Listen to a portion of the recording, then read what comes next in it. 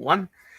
Hello, everyone. Welcome to this episode of Galactic Nerd Outpost. I am your host, Joey McGee, aka Gojin the Makai Phantom, and joining me is yet again Kaiju Cody.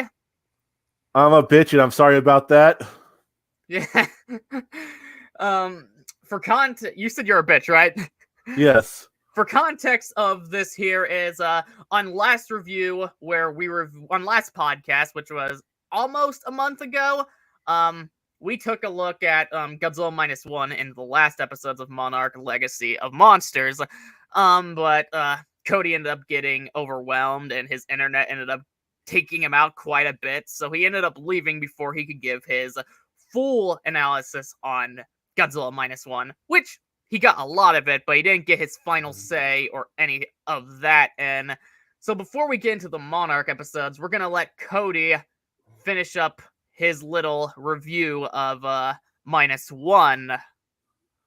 Yeah, first off, all I want to say, I apologize to everyone. That was really unprofessional of me. But you see, I got the autism, and the stream was really not going the way I wanted to. Aside from me cutting out, it just didn't seem like the structure was going the way I had built up in my autistic little head. So I'm just like, this is not the way it's supposed to go. And then fate was like, oh, you don't like the way it's going? Well, you're out of here.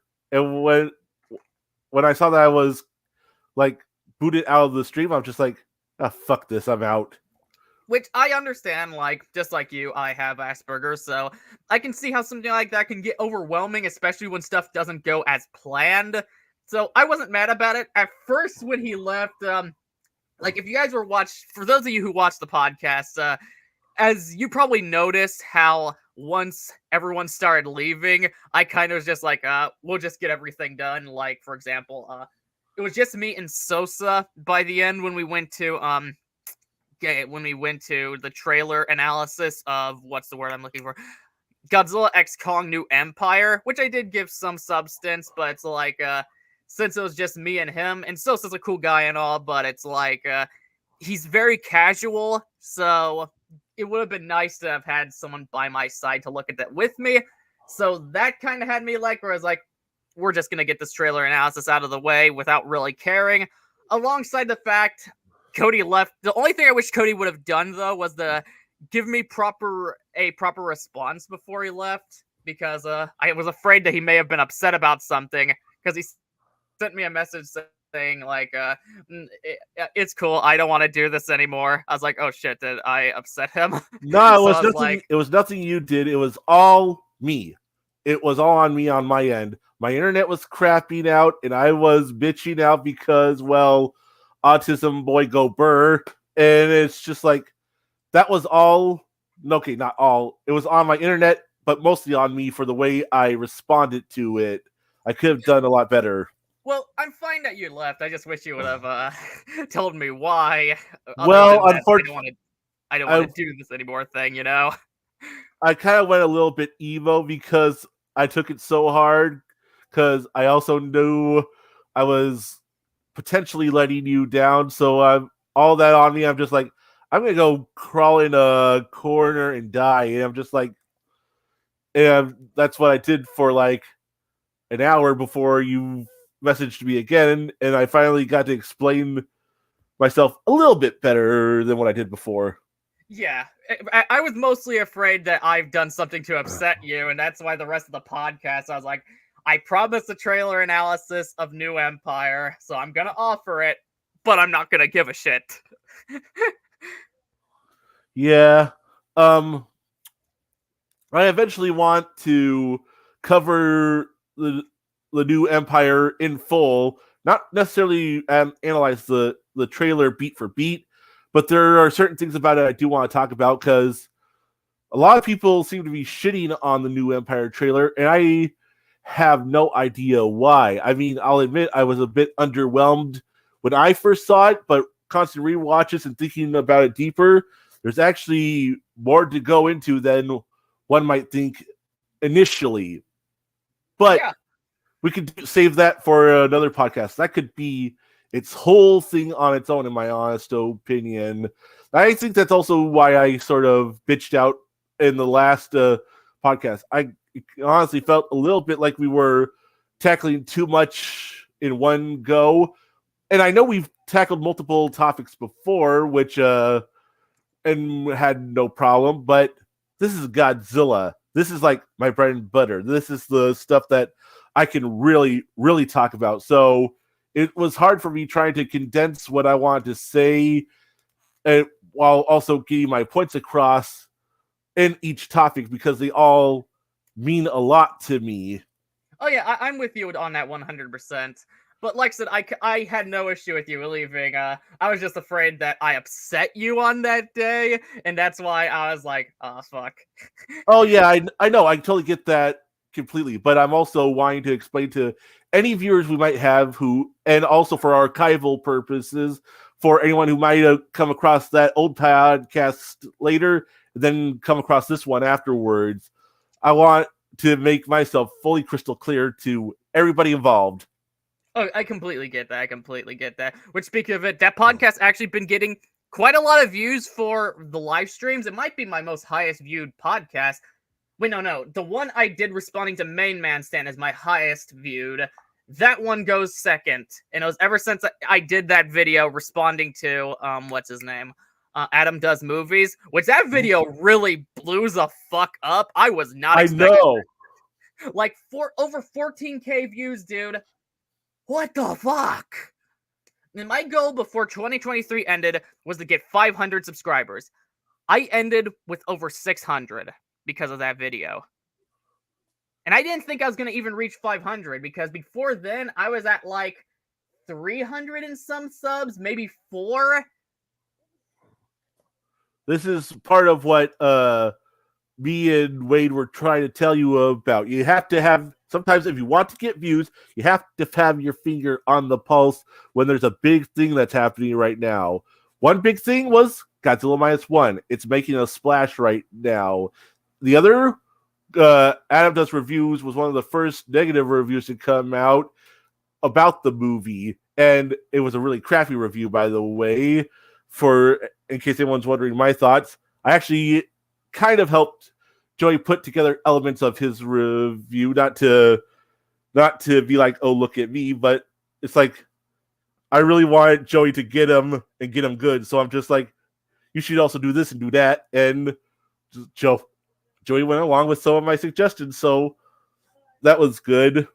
And Kaiju Cody, for those who don't know, is a part of what I call Team Gojin. Like, not only is he my fellow co-host of the podcast, he also helps with the videos a lot because he sometimes helps me word proper points. He's one of the people who do, because I also have others, but he's probably my biggest help when it comes to Team Gojin.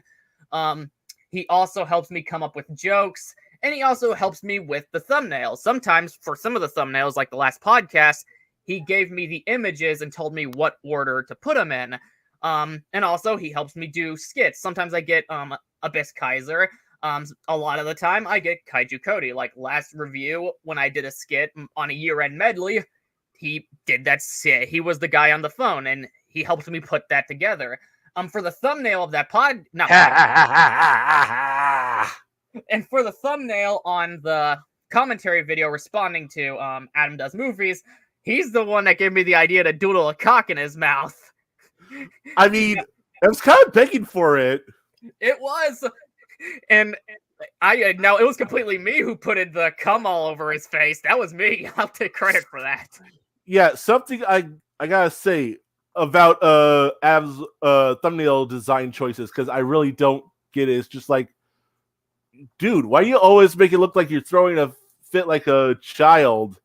It's like, yeah, exactly.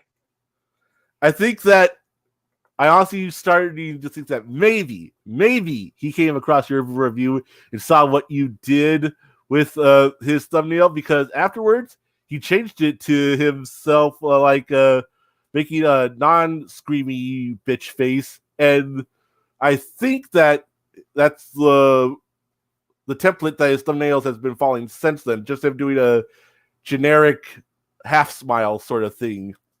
But he doesn't. Oh, I know for a fact he's seen the video. Hell, for a matter of fact, I don't know if this is still the case, but I think I might have ratioed him in terms of views. I could be wrong. For anybody who points out, I could be wrong. His videos still might have more views than mine, but I do know more people liked my video than his. I'm really happy for you. You very accurately articulated the points that needed to be made against his arguments. And there's something I gotta say about the people who are like, why can't you just let him have his opinion? He can have his opinion, but freedom of speech does not equal freedom from consequences or response. If you're going to put your opinion out in a public setting, you're welcoming yourself to people responding to you. So you should be prepared to accept those consequences. And that's what Joey's video was. It was an immediate response and consequence of Adam's poor analytical abilities and his poor review. And yes, I do consider it poor and objectively bad, because a big problem with his review was he took a lot of what his subjective feelings, not caring for the post-war horror drama angle that the movie went for, and trying to present it as objectivity. That is objectively bad. And I'm going to tell you all something that y'all need to learn, because I don't have to respect your opinion if I think it's stupid. Like, Adam presenting his subjective views as objective was objectively stupid. Therefore, I don't respect his opinion. Exactly. Like, the thing is, some opinions, this is just a fact, are more substantial than others, whether you want to admit it or not. And it's not a matter of, oh, I agree with this opinion more, or I don't, because there's reviews there's reviews with opinions that overall agree with mine that I still see and think that is a very poorly articulated take. Because the thing is, it's a matter of looking at it for what it is. Up from the Depths said something along the line in his review of Godzilla Minus One. He said he was hoping Godzilla Minus One would be a Peter Jackson's equivalent remake to Gojira. I was too, but as he pointed out, it turned out to be more of a loose remake, something that loosely follows the beats of the original, while also overall doing its own thing. And as Up from the Depths said, while it is disappointing on first glance, that's not a valid lens to look at it in. A valid art critique is, a valid form of it, is meeting the artist on their goal and for us to process it in our own way. That's what it means to form our subjective lens with objectivity. Again, it's not full-on objectivity, because full-on objectivity is something you could prove with full-on concrete evidence that cannot be disagreed on. But it's as objective as you can get, if that makes sense. Made sense to me. I bought it. Exactly. That's what it means when it comes to forming an objective opinion. It's forming a subjective take. It's still a subjective perception, but you're doing it from the facts and being as fair as possible. Now, of course, sometimes our preference doesn't align with the goal of the artist. Like, I've used this example time and time again. I cannot say anything particularly wrong with The Wizard of Oz. I can't. That's why you'll never see me review it, because it's like, I don't care for the movie. It doesn't vibe with me, but it is well made. That's fair. But Javona Scrub said, I am so mixed on the show. I think out of the characters, I like Lee Shaw the most, but I dislike the main trio. We'll get to the main trio when we get to the Monarch episodes, but I don't know. I think they're all very developed characters. A lot of people are complaining about them having flaws, but it's like, that's what good writing is. Why does Rey suck in Star Wars? She's a Mary Sue. That's why she sucks. Someone like Kay, for example, she's flawed. She makes mistakes. Now, if these mistakes weren't acknowledged in the writing of the show, I would take issue with them, because it's like, that would be bad writing. But since she acknowledges her mistakes, the story presents them as flaws. Like, for example, this goes back to the objectivity argument. Well, someone doesn't have to vibe with the flaws that are being presented in the show. At the end of the day, the whole point of it, it's still well written. Yeah, I can agree with that.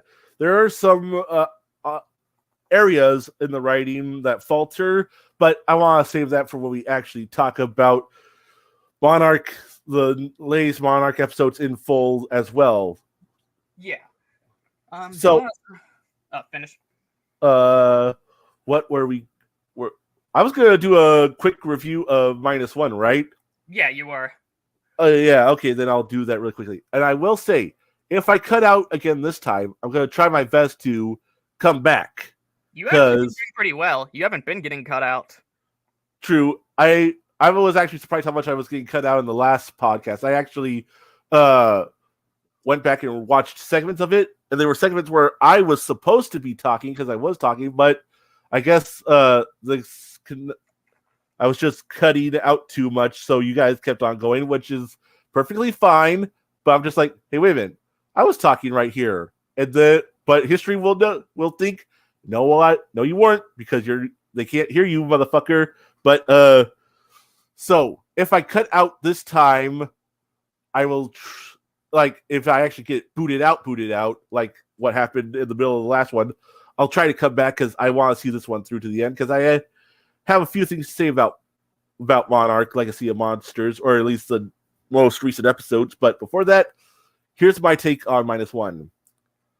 Godzilla -1 is a modern cinematic masterpiece and a masterful achievement in storytelling through film. It really cuts you deep in the heart with how it portrays post-war Japan's struggle to recover, and the struggles of recovery for the individual characters, especially the main character Koichi. That's his name. And it also shows the horrors it really cuts you deep because of how it portrays the horrors of post-war trauma, PTSD. They do a great job with Koichi's character arc about trying to overcome his survivor's guilt and his post-war trauma from what happened with Godzilla on Odo Island, and then also shows his struggles to reintegrate into the world, especially a world that, well, when I say world, I mean Japan, trying to recover after the war. Even though it doesn't accurately portray what life in Japan was like during that time, even taking into account Godzilla, mainly the absence of the post-war U.S. occupation of Japan, it doesn't. I'm still fine with it because I still enjoy the story that they were intending to tell, and they gave a serviceable enough reason for why that element was missing from this film's version of history. Takashi Yamazaki, the director and writer and the head of special effects for this movie, you can clearly see that this was his passion project. Every ounce of effort, every ounce of passion, and also the amazing cast and crew that he had with him. It seemed like everyone really wanted to make a big effort to make this work. It's, from a visual perspective, the cinematography is wonderful. The sound mixing is wonderful. And I honestly can't say enough good things. Takashi Yamazaki takes everything he learned about filmmaking, his Spielbergian influences from other Godzilla media and other media outside of Spielberg and Godzilla, and crafted a wonderful story. That's message at the end of the day is that life is more important than any greedy, selfish political gains that you might be trying to get for yourself if you're a person in power in politics, which laughs in the face of people who were trying to say that the movie could end up being pro-imperialist or pro-nationalist or whatever. Maybe those people were stupid. And the music choices were wonderful too. I love the soundtrack. I love the use of the recycled Ifukube scores. I was a bit taken aback at first when they reused themes meant for Mothra and Kong, but they fit so well with what was happening visually that I got over it really quickly.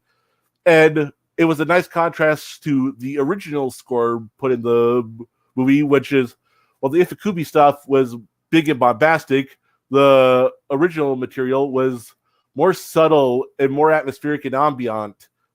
And so, with all that done, great characters writing, great visual storytelling, great use of themes and allegory, wonderful score, great use of cinematic influences from the past. Takashi Yamazaki aimed for the stars, and he reached beyond with this movie. So I gotta give Godzilla -1 a perfect 10 out of 10.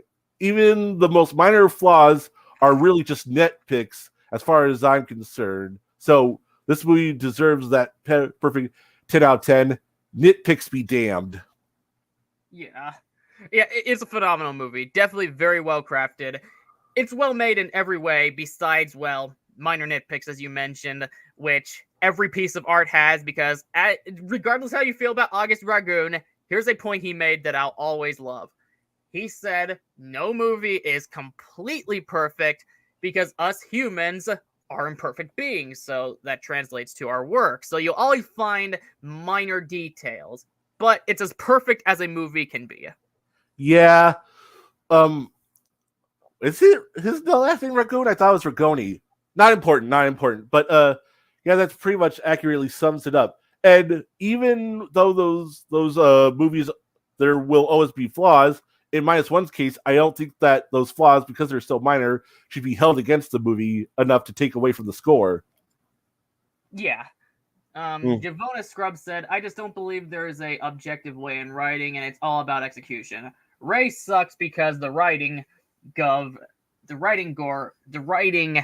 gave her is all over the place. Not having flaws is the least of the problems for me.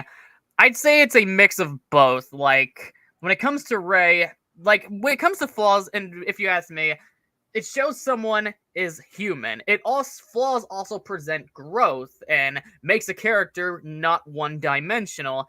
But when it comes to Ray, yes, there is more problems for her. But my issue here is, like, for example, a lot of people will say, oh, she's a Mary Sue, to criticize her, which is 100% true. She is a Mary Sue. But those same people will also go on to characters like Kate and Kentaro for being flawed. Now, I will say, May sucks. I'll say that. I'll get in it. We'll talk more about that when we get on Monarch. But it's like, I will say, May sucks. But when it comes to Kate and Kentaro, the flaws are acknowledged. Now, again, I understand. Now, you don't have to like them. That's completely understandable. But I think a objective way to look at it is looking at what they were going for. But it is completely possible, in my opinion, to find a well-executed character insufferable, just like it's possible to find a very poorly executed character fun. If that makes sense. Yeah, I get that. One last thing I want to say before we fully go on to Monarch, I just want to say that the special effects in -1 were also very groundbreaking. I would say that as far as use of computer-generated effects, -1 is for Japan what Jurassic Park was for America. Well, not just America, the whole world, and how revolutionary the effects were.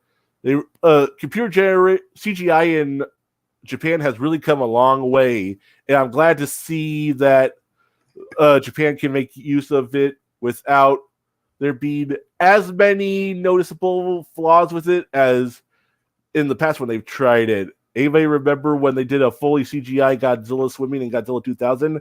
Oof. Well, when it comes to the Millennium Godzilla films, one thing here's something I'll say. Like, when it comes to Hollywood movies at the time, call me a weeb all you want, but let's be honest, while those fun early blockbusters in America were fun, we were way too comfortable using CGI when it was really only ready to be a supplement. Japan, they were still keeping the main effects suits. Well, even though the CGI in Japan was obviously not as, and was obviously less advanced than what we could afford, I will still give them more credit because they kept it in moderation in the Millennium Godzilla films or Gamera: The Revenge of Oedipus. They were using CGI like it was supposed to at the time, and it was to bring to life elements that were impossible to do with practical.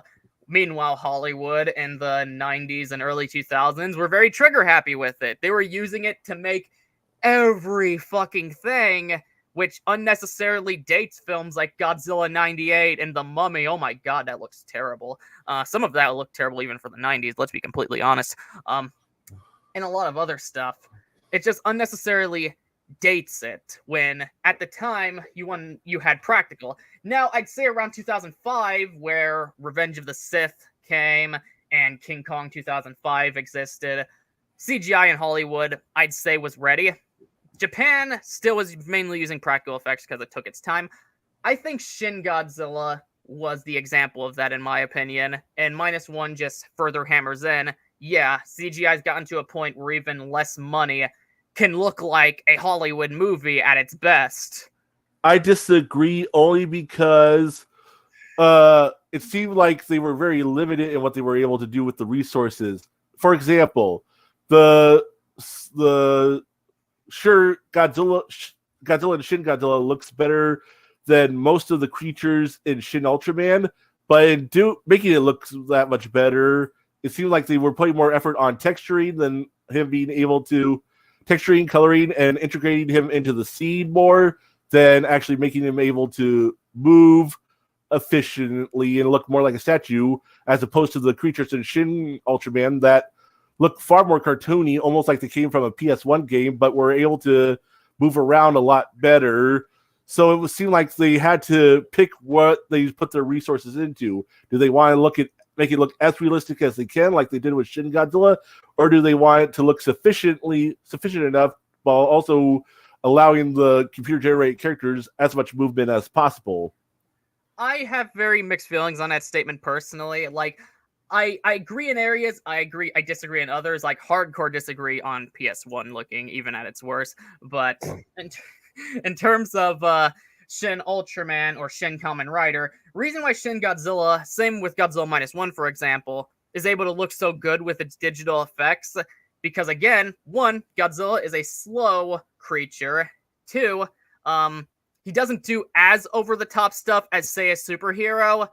And 3, obviously, Godzilla has far less time. There's far less special effects in Shin Godzilla and -1 than in Shin Ultraman and Shin Kamen Rider. And mainly because, well, it's Godzilla. While Shin Ultraman, for example, with Shin Ultraman and Shin Kamen Rider, for example, and Shin Godzilla also had a little bit more money into it, just a little bit more.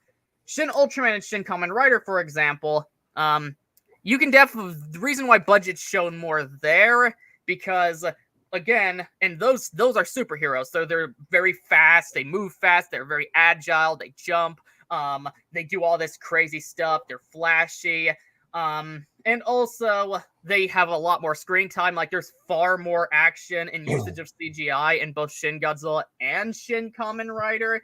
I mean, in both Shin Ultraman and Shin Kamen Rider, where obviously it's gonna date a little bit more. But Shin Ultraman and Shin Kamen Rider at their best look like -1 in Shin Godzilla. At their worst, look like the lesser effects in the MCU. Now, of course, the reason why I'm critical of the MCU having the quote-unquote hit-and-miss effects of Shin Ultraman and Shin Kamen Rider is, come on, they have a Hollywood budget. They should able to look like the best of Shin Kamen Rider and Shin Ultraman. Oh, I agree. But while Shin Ultraman and Shin Kamen Rider, they were doing what they could with that small budget, and that's why it's impressive.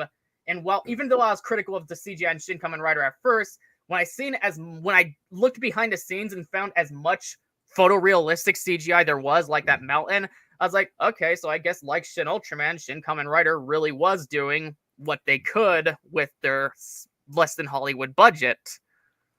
So you would so part of what I got out of that is that you say that it was also a matter of pacing for the movie, spacing out when the special effects shots happen and making the most of those shots with the budget you have. Is that about right? Yeah, alongside the fact there's a little bit more money in -1 in Shin Godzilla, and that Godzilla, since he's this big, slow monster, he doesn't take as much money to animate as, let's say, that very fast-paced fight with the Wasp Og in Shin Kamen Rider. Okay, I respect that. See, like, even when me and Cody disagree, like, see, this is an example of us. We're both forming our subjective perceptions in a fair way. That's even when we disagree. Yeah, you see, Joey is my friend, and no disagreement should ever get in the way with that. And he also made some really good points and well articulated. So I shouldn't hold the fact that he doesn't agree with my opinion completely against him. This is called being an adult, folks. Learn to do it. Yep. Hell, even like, let's say Adam does movies. If he ever messaged me, even with his horrible take, and Cody's takes are never on the level of Adam does movies. Even when I disagree with Cody, like I said, his points are well articulated. I still don't hate Adam does movies. Like, if he messaged me and just wanted to chill things out, sure. Like, the insults in the video were for satire primarily. But still, his opinions were very poorly formed. I think most of us can agree on that. It's not a matter of disagreeing. Yeah, I agree with you full-heartedly. Y'all have to know something about Gojin here. He's kind of an edgelord. He likes more edgy YouTubers like this one guy named Leafy. I don't remember the rest, but Leafy's here. A big part of their brand was having very edgy jokes and edgy humor, but that's mostly what it was, humor. Humor used to exaggerate points to get a laugh out of people.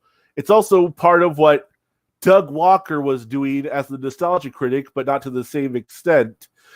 He was using satire and review together to try to make a comedic analysis, and that's what Joey's trying to do, but more in the style of Leafy is here and all of them. So try your best to take that into account when you listen to one of his reviews. If he's ever actually means something, he'll let you know. Yeah, like, for example, Professor Otaku, while it's still partially satire when I'm insulting him, he is a very insufferable individual, so I'm intentionally being mean to someone like CJ, because not only is his takes bad, what's worse about CJ is he's very bad faith, and absolutely, he has this very high and mighty attitude to him that just really deserves a punch, that makes where you want to punch him in the face. So it's like, someone like CJ, I mean what I'm saying about him half the time. Someone like Adam does movies, it's just a deconstruction in a comedic way. I don't hate the guy. I don't think he seems like a horrible person. At times, he just seems like he's on a high horse, but I don't think he's intending to be. I'm pretty sure he's just trying to be funny, but doing it wrong. Right on. But, yeah. Javona Scrub said, though it is a conversation to have, at least in writing, since it's just about execution. Agreed, I can agree with that take. Javona Scrubs also want to say, I don't hate a Legacy of Monsters. I am extremely mixed on it. From the story and character writing of the show, I can see whatever they're trying to do, but can't say I'm a fan. And that's perfectly valid. Like I said, when it comes to Wizard of Oz, I see what they're trying to do with Wizard of Oz, but it's not really my cup of tea. But yeah, I can respect that take.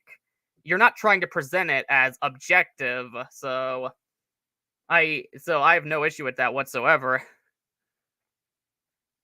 And 1 minute, gotta wait for Cody to get his ass back in here. Hey, you faded out. But should we get started on Monarch?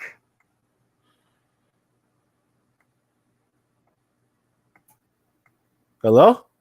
Yeah. Should we get started on Monarch? Yeah, sorry about that.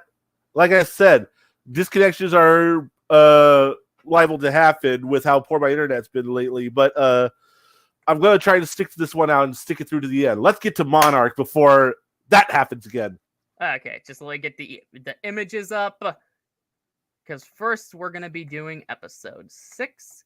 I gathered quite a few images, so I want this to be as fleshed out as possible. But yeah, I hope... Yeah, but one more thing I want to say, Javona Scrubs. I hope I didn't come off as condescending in any of my responses to you, because some people interpret that from me, but that's never really my intention, unless I'm talking to some dickhead like Professor Otaku. I was just saying that... Or me. Yeah, yeah. So yeah, I wasn't intending to come off as overly opinionated. I can see where you're coming from. You said you can see where they're going for, but you're not a fan of the direction, which is like that's perfectly valid take to have. The thing is, you're not presenting it as objective or woke like some of these people are.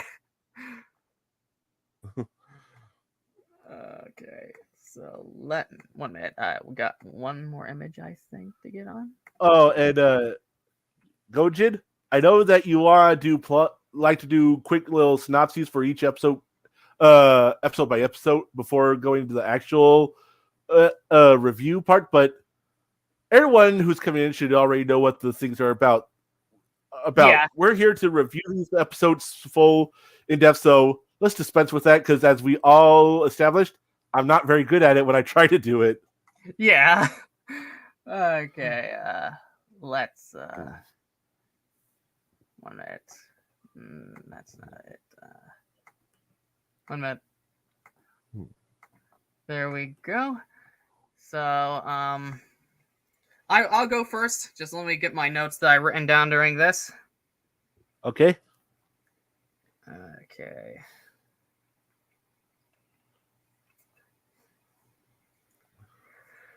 So we're starting with the flashback storyline.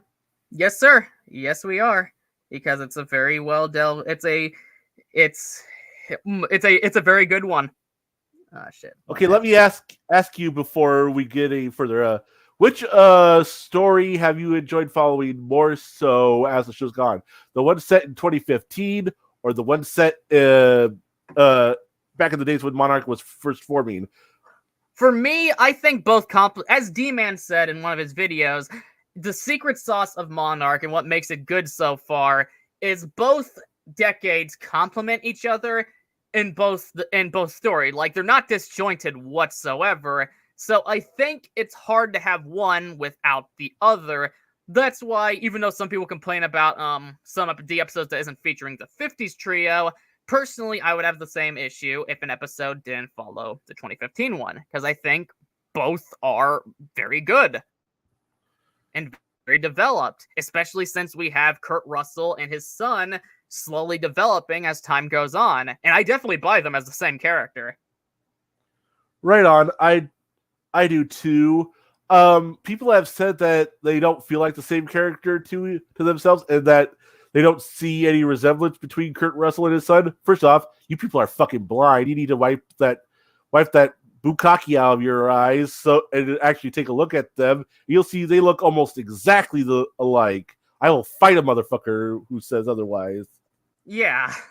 And besides that, they personally went into corners several times to discuss aspects about the character that they should each portray. There's very intricate subtleties to both performances to let the audience know that these are the same characters. If you're not catching that, that's probably on you. I hate to sound like a high and mighty asshole, but I don't know what else to say. The actors have both gone out of their way to make sure you all know that these two characters, these two performances are of the same character. So I apologize for sounding like condescending, stuck-up asshole there, but I didn't know how else to put it. No, you were fine. Like, you were just telling the truth. But as Trevor said, the 50s crew was dearly missed, and as much as I like the modern cast, these people are just as important as the young folks. Seeing Lee Shaw dance with Keiko felt so natural because the emotions on both ends feel genuine. The smile that gradually appears on her face with the warm, comforting attitude from Lee Shaw, it feels like they're actually getting time to relax, opposed to their high-stake job. And I'm quite liking how it's progressing whenever they're on. Then we get to finally watch them kiss. It's just overall a beautiful scene, complicated by a soft and sweet musical score that helps us feel like the two are finally letting out their true feelings. Because for a while, you're just like, come on and fuck already. God damn it. Now, where's my sex scene? I want to see Keiko naked. Yeah, they almost happened, but then Bill Rada had to fucking cockblock Shaw, the asshole, the bastard. Yeah. But before moving on, I wanted to say my own thing. I like how the structuring of that whole sequence played out. It started off with Keiko very uncomfortable in a situation that did not make her comfortable, but one that Shaw points out was warranted because, well, they have to kiss ass. And at first, he's warming her up to it, making her relax a little bit. His presence, he's making his presence to her very relaxing. That old Russell charm, and but then they actually go meet the people they're supposed to kiss ass to, and they basically dehumanize her a bit and make her feel like she doesn't want to be there again, but even worse so. But then Shaw finds a way to make her feel comfortable again, and takes her out and starts dancing to the point where she's actually, and makes her relax to the point that Shaw's actually able to dip her during the dance. Who, for those who don't know what the term dip has to do with dance, y'all need to get educated. And then, like Gojo said, they share a kiss and they get ready to actually go consummate what their relationship's going to be, going from professional to quite personal. But then, like I said, Bill Randa had to cock block Lee Shaw with that instant thing for him, that telegram, that message, the bastard. Exactly. But yeah, one of the things I gotta say is, now where's my sex scene? Come on, I want to see Keiko naked. Poor boy. Someone's got to let him know that it's not going to happen. And that's why, if I was to ever trash this show, that's the reason. But right on. Finish? Because we're still on episode 6, because I'm just going to another image. Yeah, I know. I figured that you were going to go on to the next part of the flashback storyline, which is basically Bill Randa letting Shaw and Keiko know that, well, someone in Japan, correspondent of theirs, might have found a way to make contact with Titans or communicate with them or something. That person being Suzuki. And I love the introduction of Suzuki. He's a really fun, quirky character, just like how enthusiastic but socially awkward he is at the same time. He's very adorkable, but in a more natural way, as opposed to the forced way Disney has made the protagonists of their last few princess animated movies. Yeah, exactly. What do you think of Suzuki? I pretty much what you said sums up my thoughts exactly. Unfortunately, there's a reason why when I do my Gojin reviews, I watch a few times so I can get proper notes. I don't really have, I basically wrote down what you said, so... Oh, I'm sorry. It's fine. You're the co-host, so no issue at all. But I do gotta say, one of the things I'm really liking, again, is best of all, it switches back and forth between current day and the past, because again, many people miss this, or they just prefer one over the other, which is okay. They are equally important. Lee Shaw's discussion with the commander had a lot of weight, with Lee's demeanor coming off like he's having second thoughts about the job. The commander, on the other hand, being extremely supportive and wanting to help. I like that even though Monarch... Well, I was going on to the next note, but that's... You finished? No, I pretty much said everything I wanted to say about Suzuki. His introduction his presence and introduction was a welcomed element to the show. So go on ahead and say what you were going to say about the barbecues, about the Lee Shaw General Puckett.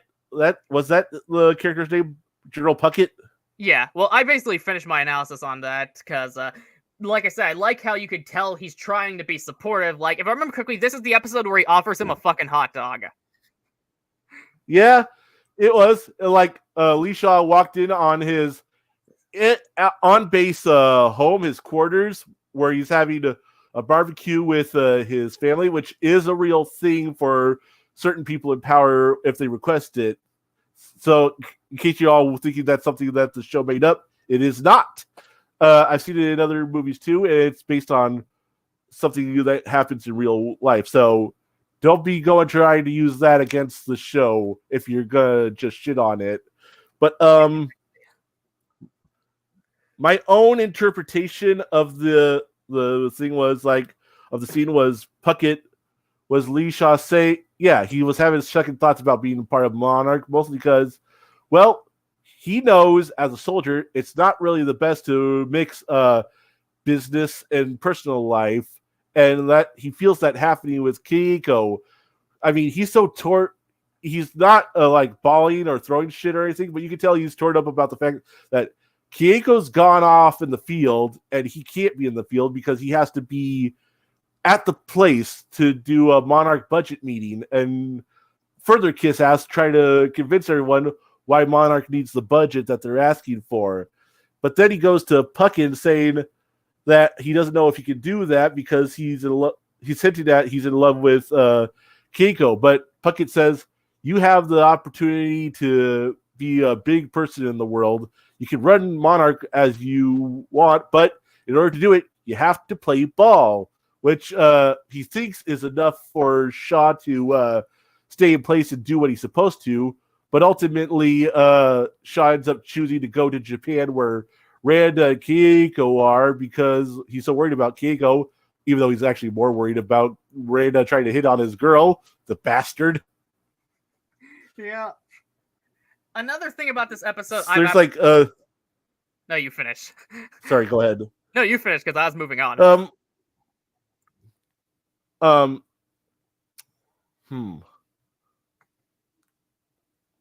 We're still talking about the flashback scene, right? Of flashback storyline, right? I got all my notes on that flashback storyline finished, so you finish. And I'll respond to when I have something more to say. Okay, then, since you've already gone through your notes for the flashback storyline, this is the episode that shows us that Godzilla's alive! I mean, we already knew he was alive, but this lets them know that Godzilla is still alive, which a lot of people are mixed on. Some people are like, well, shouldn't Godzilla not appear again until like 2014?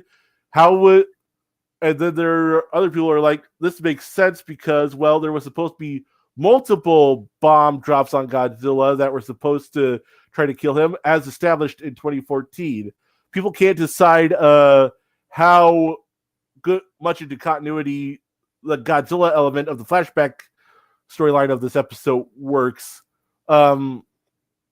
because it's hard to say. And also, Bill Randa's presence sort of mushes that up too.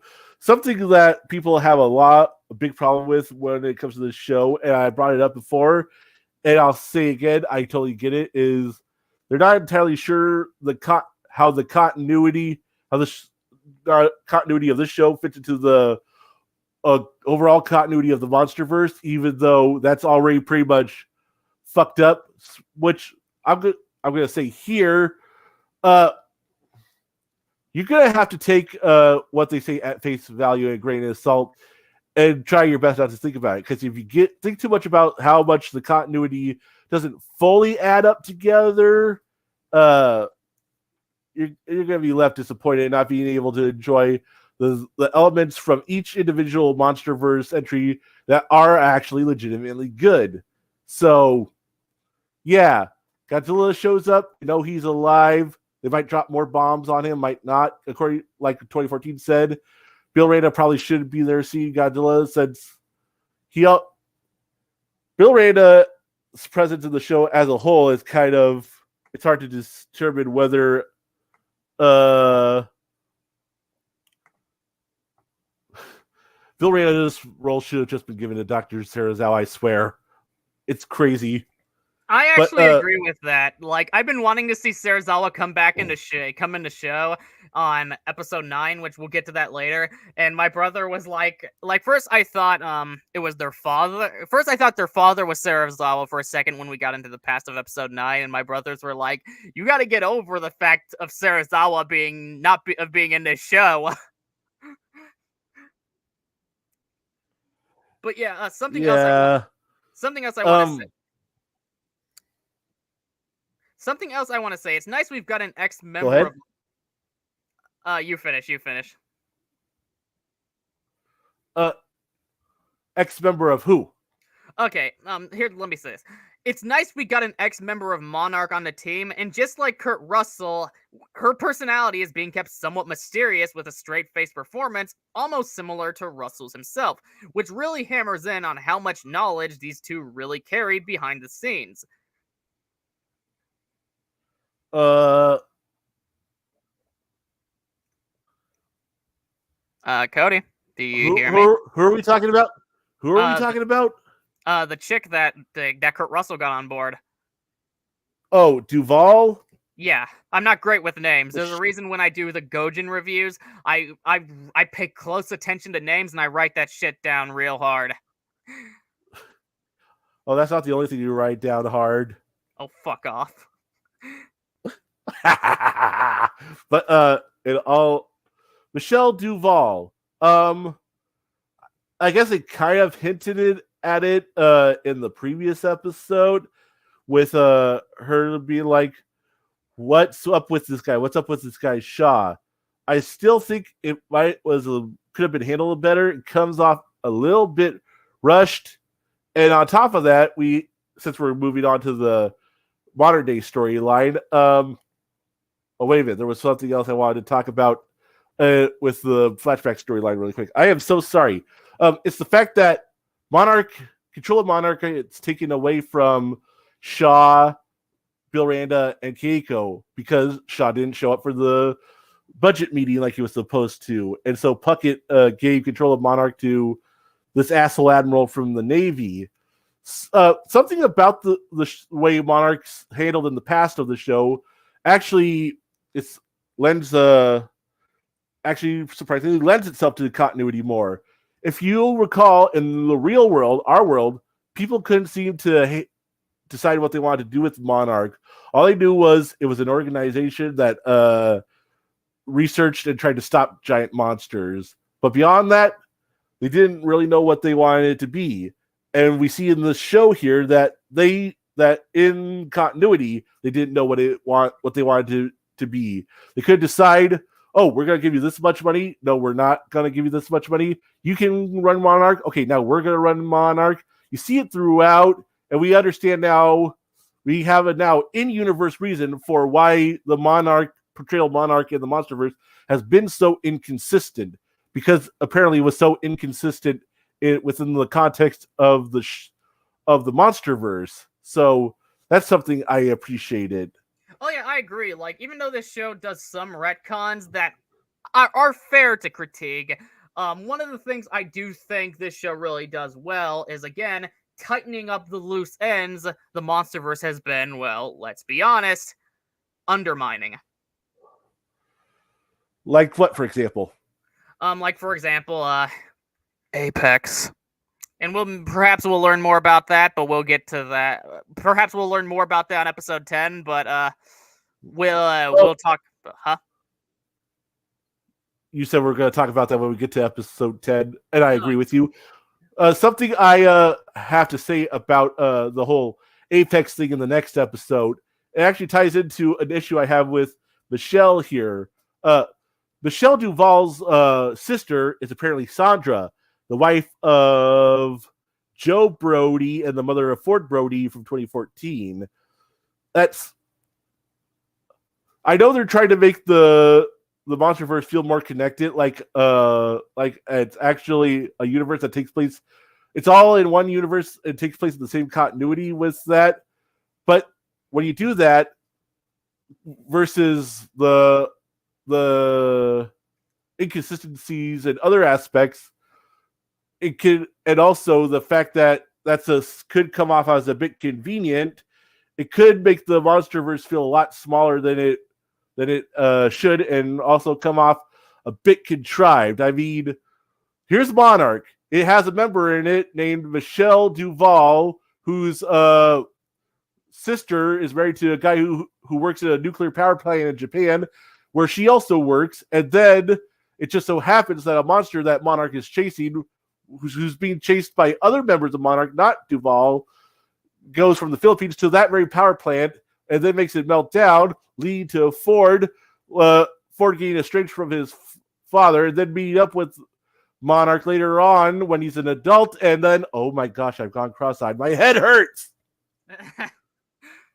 Alice said hi. Hello, Alice. Welcome to the podcast. If your last name isn't Cooper, I don't care. Agreed. And, okay, give me a second. Gonna go to the next image for what I want to mention, because it relates to for Kate. For the record, that image of Godzilla was badass. That whole sequence was, but we could wait until after you say what you want to about Kate. Yeah, exactly. Something I want to say is, it's not. No, I was about to go down one note again. Holy shit! And one of two elephants in the room here. The mystery about Kate and Kentaro's father has been solved, and he's alive. This is an important part of the series, despite all the "where the monsters go, brr." So this scene will make a major impact on the series, whether positive or negative. I think it's definitely positive. Everyone here acts so solidly. Kate and Kentaro, despite their anger at him, you can tell it doesn't matter in this moment because they're just happy he's alive, and I'm so glad how happy Kurt Russell's character was too. Of course, he was a tad more reserved than the other two, which makes it come across as old friends. The difference in all three dynamics is displayed here beautifully with how it takes time to build suspense on what is it that's coming to make the situation less comforting. Now we know their father is alive, but their new goal is to simply track him down and get new information get the information they are seeking. So it doesn't blow its load too early, but developing it at its own pace. I think we should have moved on really quickly because there was still a lot we could have talked about with Michelle Duvall joining Shaw's cause. Yeah, let's do that.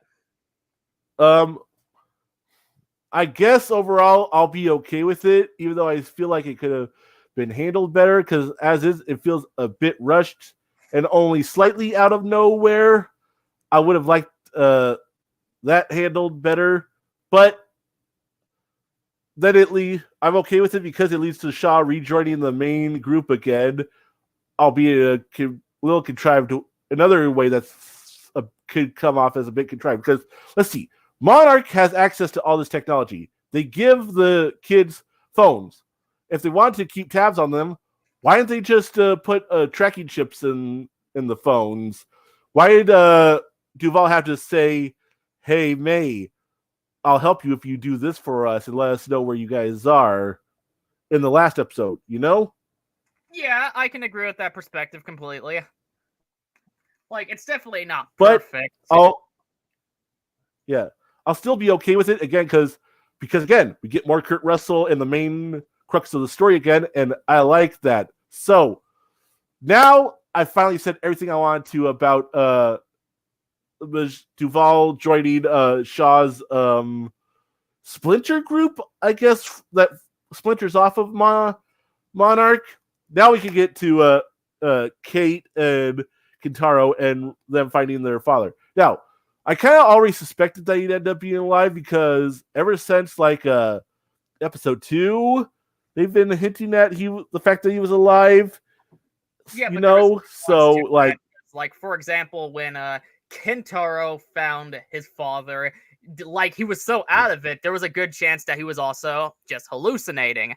And that was one of the things that makes this so good because every episode of this show leaves hints, but there's usually nuance and with it. Like, for example, now we know he's alive in this episode, but there's nuance on where he's been and how they're gonna find him again and what he's doing. Right on. I get that. Something else I gotta say. The way they framed that whole sequence of them finding him and calling out to him, and then seeing him wave at them, it was done very wonderfully. And some people might actually get a laugh out of the way it was portrayed because they think it's a big old happy thing. Oh, hey, they're all happy to see each other. Oh, their dad's happy to see them.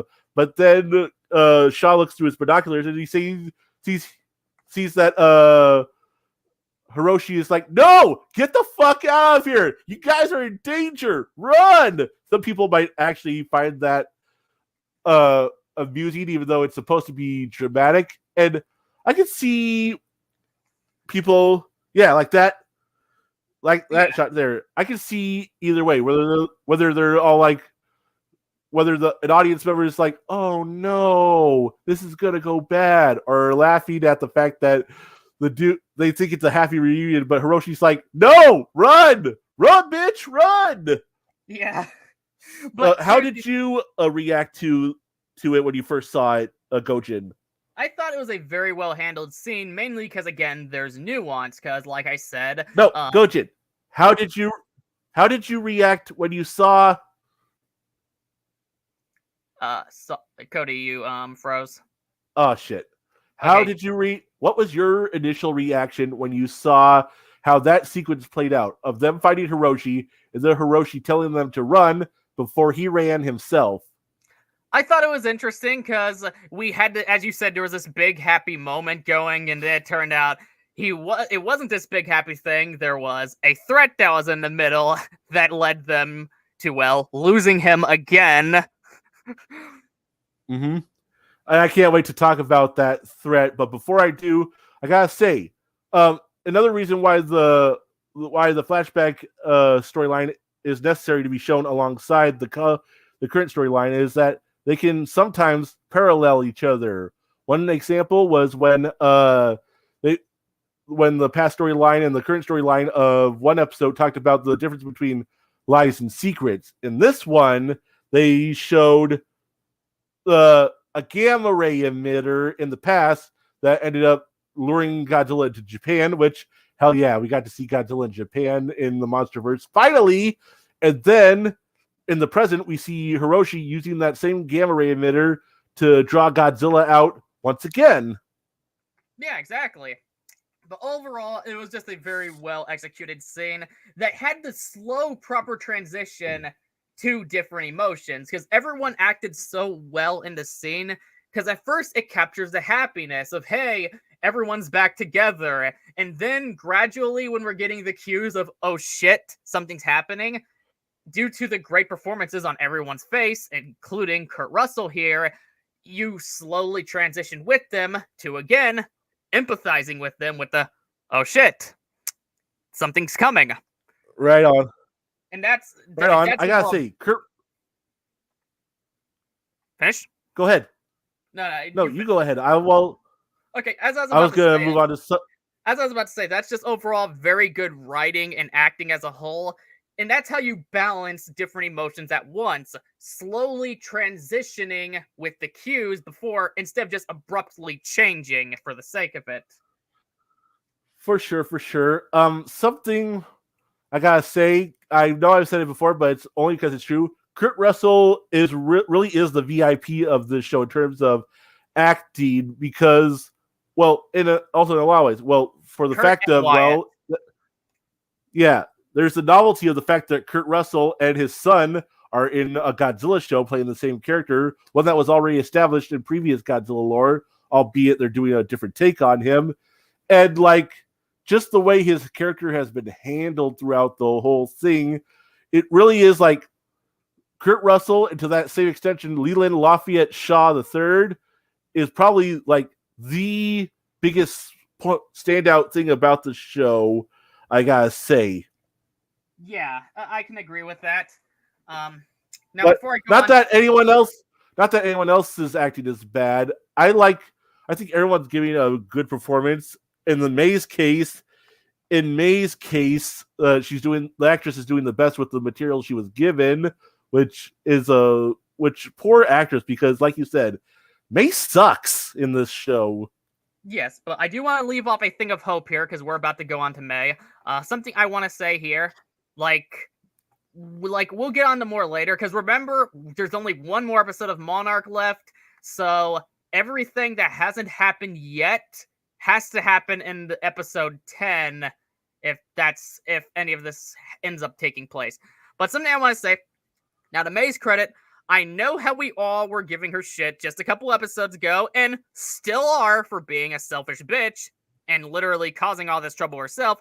But what's important now is it is being acknowledged to some degree, leading to a path for her to grow and some future drama with the characters. Which honestly, I think what this is gonna lead to is probably she's gonna redeem herself by probably getting into some trouble for the other's sake, which I think she's gonna die. But what do you think?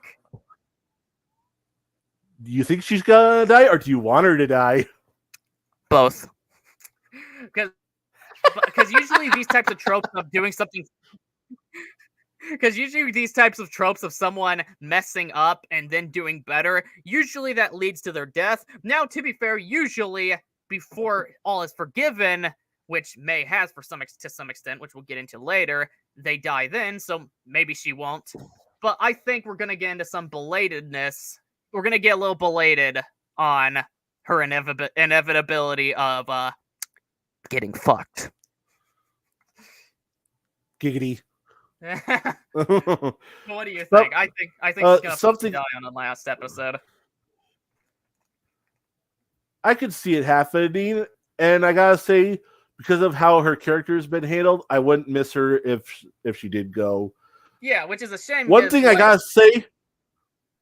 will say though, in her defense, I know we're skipping ahead a little bit by saying this, but I gotta say, I respect her more because of the fact that, well, she saw animal testing going on in the next episode. They had a helmet fused to a chimpanzee's head, and she wasn't having any of that, so she kind of fucked with their shit a little bit for that. So on that level, I say, good job, May.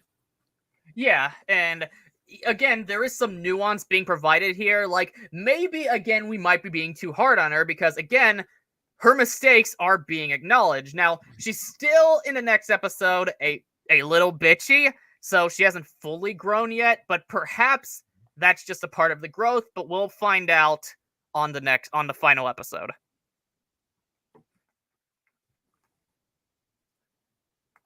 But I do wish she wasn't so snotty to Kintaro and Shaw in the past episodes, because it really doesn't do her any favors. I think there was a way they could have handled it.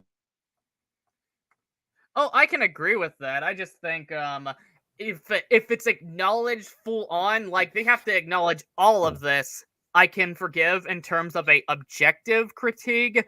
And I mean, again, being as objective as possible, but still overall subjective.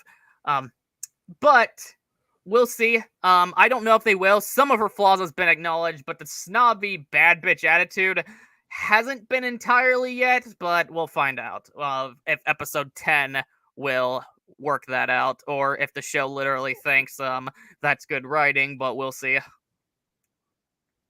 We will. Now, ordinarily, I wouldn't mind because like you said, good writing means having flawed characters, but the characters have to also be able to overcome those flaws, and by the end, it has to feel like seeing through their bullshit was worth it. So here's hoping that will happen. Exactly. But now, unless you have something more to say, let's get on to the arrival by the king of the monsters. Godzilla's arrival is as badass as you'd expect. As previously established, the show keeps the visuals in moderation, so they look as close to the movies as possible, and it pays off. The concrete breaking is extremely detailed, and how he wakes up, brushes off the sand before roaring, just carries so much life to it, and was a very substantial homage to Mothra vs. Godzilla that looked absolutely superb. Now, I know some people are like, but he didn't do much. And it's like, here's the thing. This is a TV show. It does not have the budget or the deadline of a movie. Now, again, I wouldn't mind if there was more special effects being used, because I love tokusatsu, because seeing what they can do with these limitations is how you judge art. I love special effects that can look the best they possibly could. As Shiro Sano said about King Kong vs. Godzilla, it's not about looking real. It is about looking It's about showing they can do it. But here's the thing. Let's be honest. If this show had a lot more special effects in it, people would be complaining about how subpar they look, which they wouldn't. They would just look the best a TV show could accomplish with the money and deadline, because it doesn't look like a movie. Here, keeping Godzilla in moderation, he's able to look almost on par with what we get on the big screen. Yeah, there's actually a scene where he shakes the dirt and stuff off and then roars, and that looks like it's straight out of the best shots of the Monsterverse. That scene there, I felt like I could reach out and touch Godzilla at that point because it looked so damn good. That was probably like the best shot we've gotten of Godzilla in this show so far in terms of execution of special effects. Yeah, but like I said, a big reason why it's able to look that good is they're kept in moderation, which again, I would not mind if there was more special effects, even if they would look less movie-like. But a lot of these people complaining about the lack of monster stuff, they would be complaining about the fact they don't look like they came off the film. So really, there's no. So in other words, some people fish because I get the feeling you were gonna say what I was gonna say, which is that there's some people that just won't be pleased. Yes, that's exactly what I was gonna say. Regardless what this show did, showing more monsters but with less photorealistic look, they'd complain. Showing less monsters but looking as photorealistic as it can, they complain. So yeah, I remember in this big Godzilla Day stream that they did where they were showing Monarch, the Monarch Legacy of Monsters trailer, and it showed that scene of Godzilla at the bridge roaring at Kate, and someone's like, Godzilla looks so bad here. And I'm like, no, he doesn't. He looks like the best Godzilla. What? I was about to say what you were about to say. It doesn't look as good as the moment where he comes out and roars, but again, even with moderation, this still has the budget and deadline of a TV show. But even though it doesn't look on par with the Monsterverse movies and the shot that you were talking about, it looks very, very close. Yeah. People don't seem to want to use their big boy brain and realize that this is a television show. And television shows, you really have to pick and choose what you're going to do with your effects budget, as you've been trying to hammer into people, but people just don't want to learn. Pretty much. Javona Scruggs said, if you acknowledge even if you acknowledge character flaws, a character like May just doesn't do it for me. Yeah, that's perfectly fine, but we're talking about more than personally here. We're trying to look at things from the most objective standpoint we can by going on about the writer's goal and such, if that makes sense. But yeah, it's perfectly fine if a character like that doesn't do it for you. Like, for example, A Clockwork Orange might not do it for some people because what you're following is a guy doing horrible stuff. However, Stanley Kubrick did a lot of fantastic writing combined with Malcolm McDowell's phenomenal acting and cues that made his transition overall as well executed as the vision possibly could. It might not do it for some because, again, you're following a person who did horrible stuff, but it is well executed. Yeah, that's true. And you also make a good point, Siobhan. I'm sorry if I'm saying your name wrong. There is more than one way to do character writing, but it's clear to me, at least, in this context, this is what they're going for. Giving us flawed characters and developing them over time so that they overcome those flaws. So on that level, that's what I'm trying to go for. What I'm trying to look at it from here and see how well it does that. They've done it great with Kate and Kintaro to a lesser extent, in my opinion, but they've completely failed with May thus far. Besides the moment I spoke about where she saw illegal animal testing. Was I cutting out? Yeah, you were. Yeah, it cut. I am so sorry. Well, you cut out after you said besides the part where she saw evil animal testing. That's very inhumane, illegal animal testing. Exactly. Like And so she did far, something about it. yeah. Like so far, I think they handled Kate. Not Kate. Kate and Kintaro are very well handled. I think they handled May poorly so far, but again, the final episode can fix that. But yeah, context matters. Like, for example, Superman is supposed to be this all great, kind, and nearly perfect individual. That's the point of his character, so you gotta judge him on those merits. Someone like Ray, for example, why does Ray suck? Ray isn't supposed to be this very kind and this person you strive to be like. She's just powerful and perfect for woman power. That's what makes her a Mary Sue. The context on Ray and Superman are both very different. Right on, right on. Something I forgot also in to May's credit in the past episode was her helping Kate get through her little panic attack. That was also a really cool moment for her too. So you got 2 points so far, May. You need a few more before the show ends. So here's hoping you get them. Yeah, because so far I think they failed, but this episode did display some potential of growth that might be shown off on episode 10. And again, we're going off as close as objectivity as we can possibly be, more so than just whether or not we can forgive this person from what she's done. Right on. We were talking about Godzilla, right? Yeah, we were just what I was responding to Javona Scruggs. Yeah, I'm sorry we went off on a tangent there. I will say I like both scenes where he shows up. I like the Japan one because it was well done. But effects wise, I think the scene in Africa was done much better. And he has his presence is felt more because he's on the ground as opposed to swimming in the water. So you have a chance to get away from him, but here nobody has a chance. I'm actually surprised as many people survived him coming out of the ground as did, because how can I put this?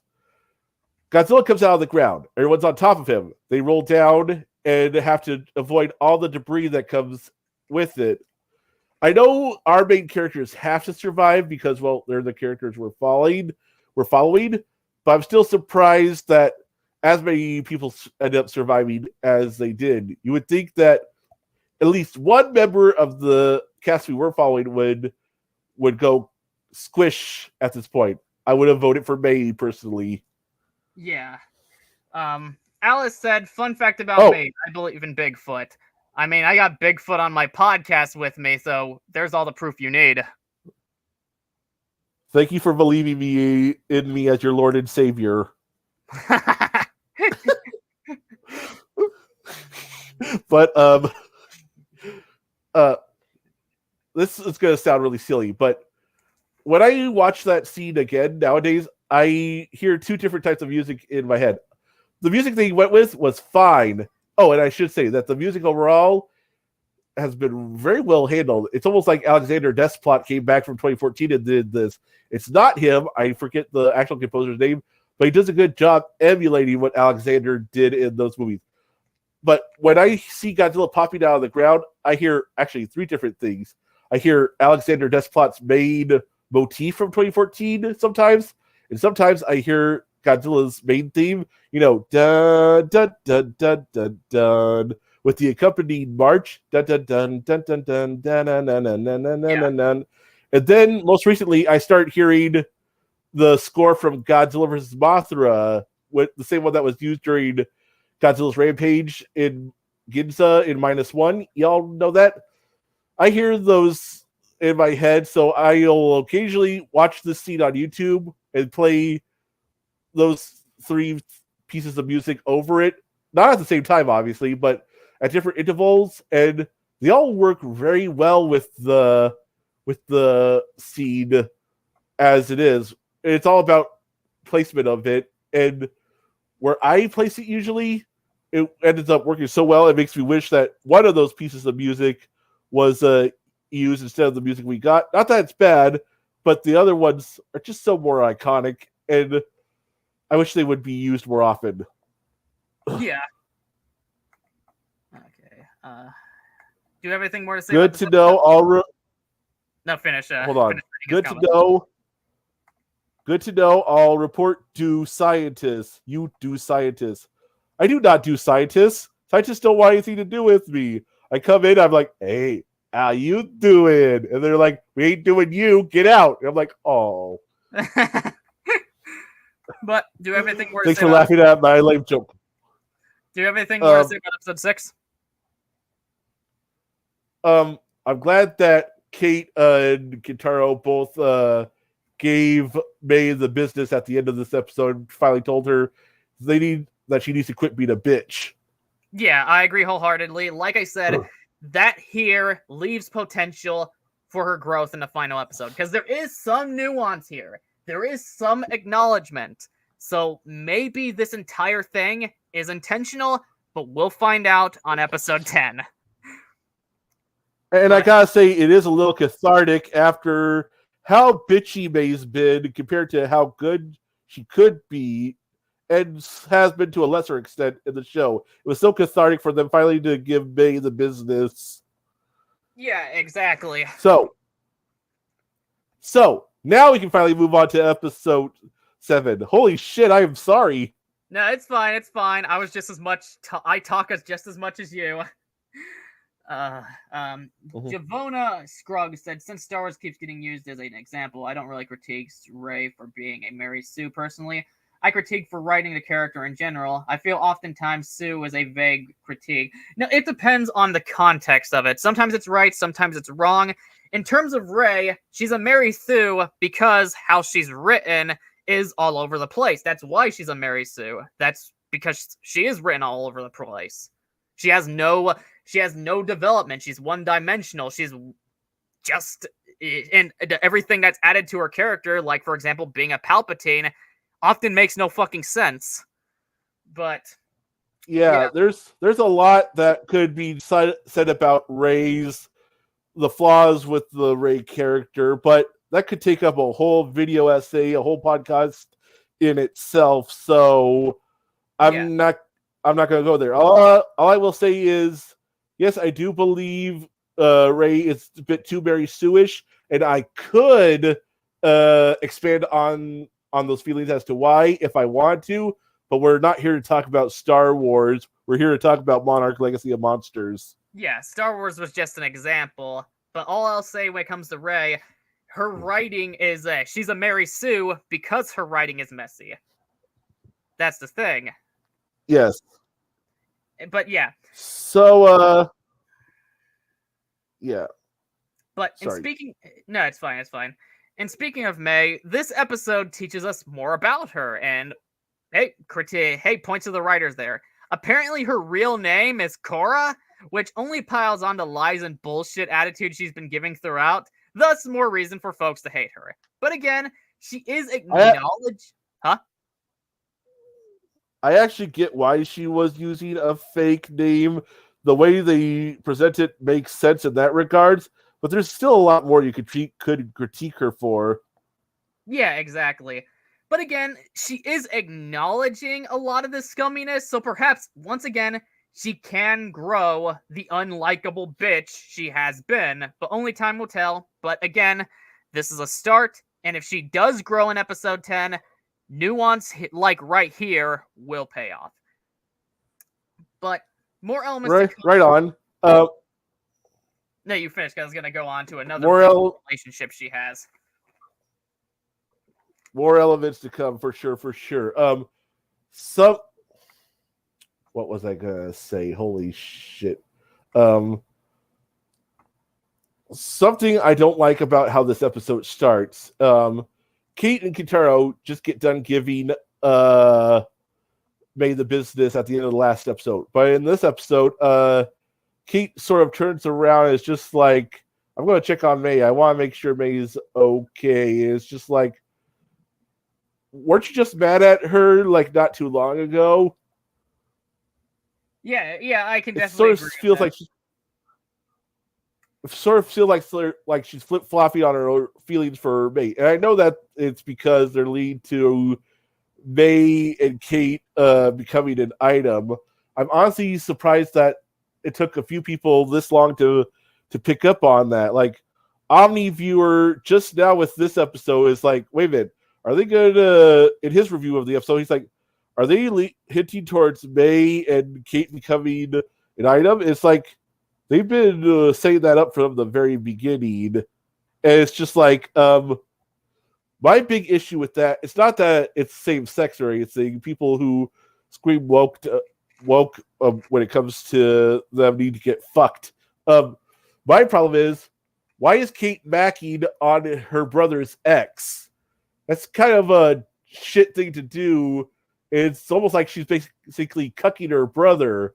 I mean, I know that she's just now met him and is only just now starting to form a relationship with him, but dude, party foul. You don't mac on your siblings' exes unless they say straight up, go for it. So, as much as I've enjoyed Kay's development over the course of the show, that's one aspect about her handling of her character that I personally don't care for. I do want to bounce off that point, but Alice said, question: do you believe the Earth is a donut? If Earth is a nickname for your mom's vagina, then by all means. Javona Scruggs said, that's the writing in general for new Star Wars movies. I just don't like using Mary Sue in general. Like, messy writing in general makes a character a Mary Sue. Or is the character just not well written? I got a question for you, Javona. What do you define as bad writing? I define bad writing as, for example, the goal of the artist not properly executing what it's going for. That's what bad writing is, in my opinion. That's why I'm saying somewhat being as objective as possible is we're going off more than just how we feel. Our feelings are still a part of it, obviously, but we're also speculating what this is aiming to do and how it's put together with nuance. That's what we mean. Like, do you define bad writing as just like, for example, not vibing with you, or what?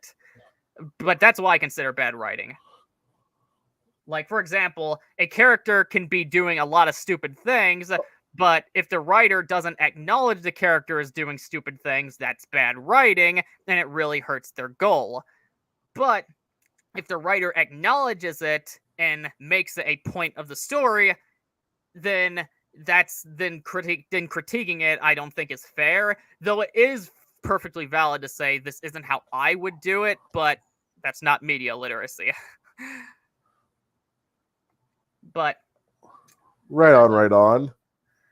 But as I was about to say, more elements come from this around the characters I personally have mixed feelings on, and that's the seemingly building romantic relationship with May and Kate. On one hand, I like the potential drama to come from this in terms of how Kate and Kentaro's relationship is concerned, because she's basically cucking him, as you said, Cody. And it's visible on his face he's not liking where this is going when they're getting all snuggly, since he dated May in the past. Some people don't like that since Kentaro and Kate are siblings, like you pointed out. I personally don't care, but I can understand the criticism there. It's a valid take. But here's where my problem comes in. Kate and May have no dynamic, and I want to make an if you're gonna have the idiot shits going on, go woke, go broke. But that's not what this is. Romance have been forced in straight relationships too. Personally, I don't think they're forcing this for Twitter points, but more so to create future drama between the siblings. Granted, it's still forced as hell, and it shall be criticized for it, but let's not politicize it for no reason. Oh, I agree full-heartedly. There are some subtle hints sprinkled through the show, but I feel like they need to be expanded upon to justify the direction they're taking Kate and May's relationship. Yeah, and what I'm saying, and basically, I have mixed feelings on it, because there is potential to grow from it, but at the same time, they have no real dynamic besides little bits and pieces here that just comes across as forced. Hell, even Rick the Cuck, I believe, pointed out it's forced. And y'all know he's a woke fucking moron. For sure. But Javona Scruggs said, I'm not going off my feelings either in terms of it. I personally define bad writing as failing to meet the goals the writer set out to engage the audience. not being entertaining and failing. Well, yeah, that's what I'm saying is it's about the execution of the goal. That's what I'm saying. But I said my piece on that. This is a podcast on Monarch. Not Yes. on in terms of what Yeah. better writing is. But I do want to say, Yeah, fuck Star Wars. Yes, I don't care about Star Wars anymore. There's a part in this episode, but I gotta say, Thirsty Gojin on. There is a part in this episode we see Kate pull up her pants while leaving the van, and call me a perv all you want. I don't care. She's hot. She shouldn't have been pulling them up though. She should have pulled them down. She's got a great ass. Right. She does, in fact. Something that people have criticized is which I don't agree with. Wait a minute, we're still talking about May and Kate's relationship, right? Yes. I just wanted to throw in Thirsty Gojin in there for a sec. I feel that. I will say I have two brains, one in my head and one in my penis, and sometimes the one in my penis just takes over. Wait, you have a brain? Oh, fuck off. Well, at least one in my dick. Oh no, you're thinking with your smaller head. No surprise. Fuck you. No, fuck you. But what I brought up, I feel like I would be okay with it if they had Kintaro at the end acknowledge what May and Kate are doing, but then have them throw it back at him and be like, "You're the one that ended your relationship with May," and have him be like, "Good point. Okay, y'all enjoy yourselves. I'm sorry I was a dick about this." And then they say, "And we're sorry." Okay, not exactly like that. I'm doing broad strokes. Like, there's a way they could do this that would make it work and make it totally justified at the end. And I hope they do it.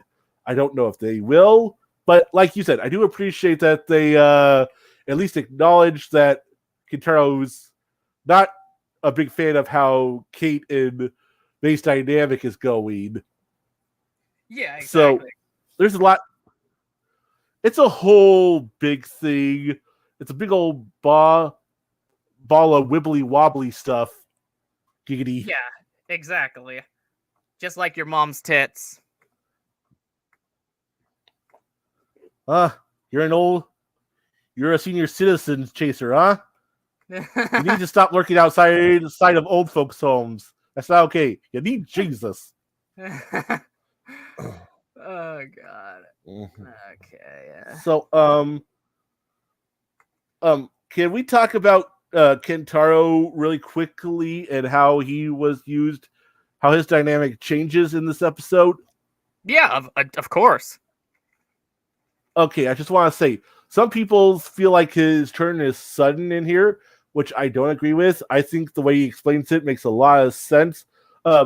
He was the one who wanted to find their dad the most throughout this show, and when it did happen, his dad was waving at them to go away before driving off and leaving them, and Kintaro didn't care for that, so it makes him feel cold and embittered with his father even more than he already was. Because think about it, you find out your dad had this whole secret life. You want to believe the best in him because you have such fond memories of him.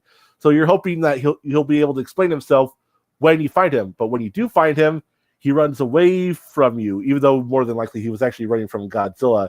He probably would want to help them. I'm not sure, but because Godzilla was on his way out, he knew he couldn't do anything, so he just booked it.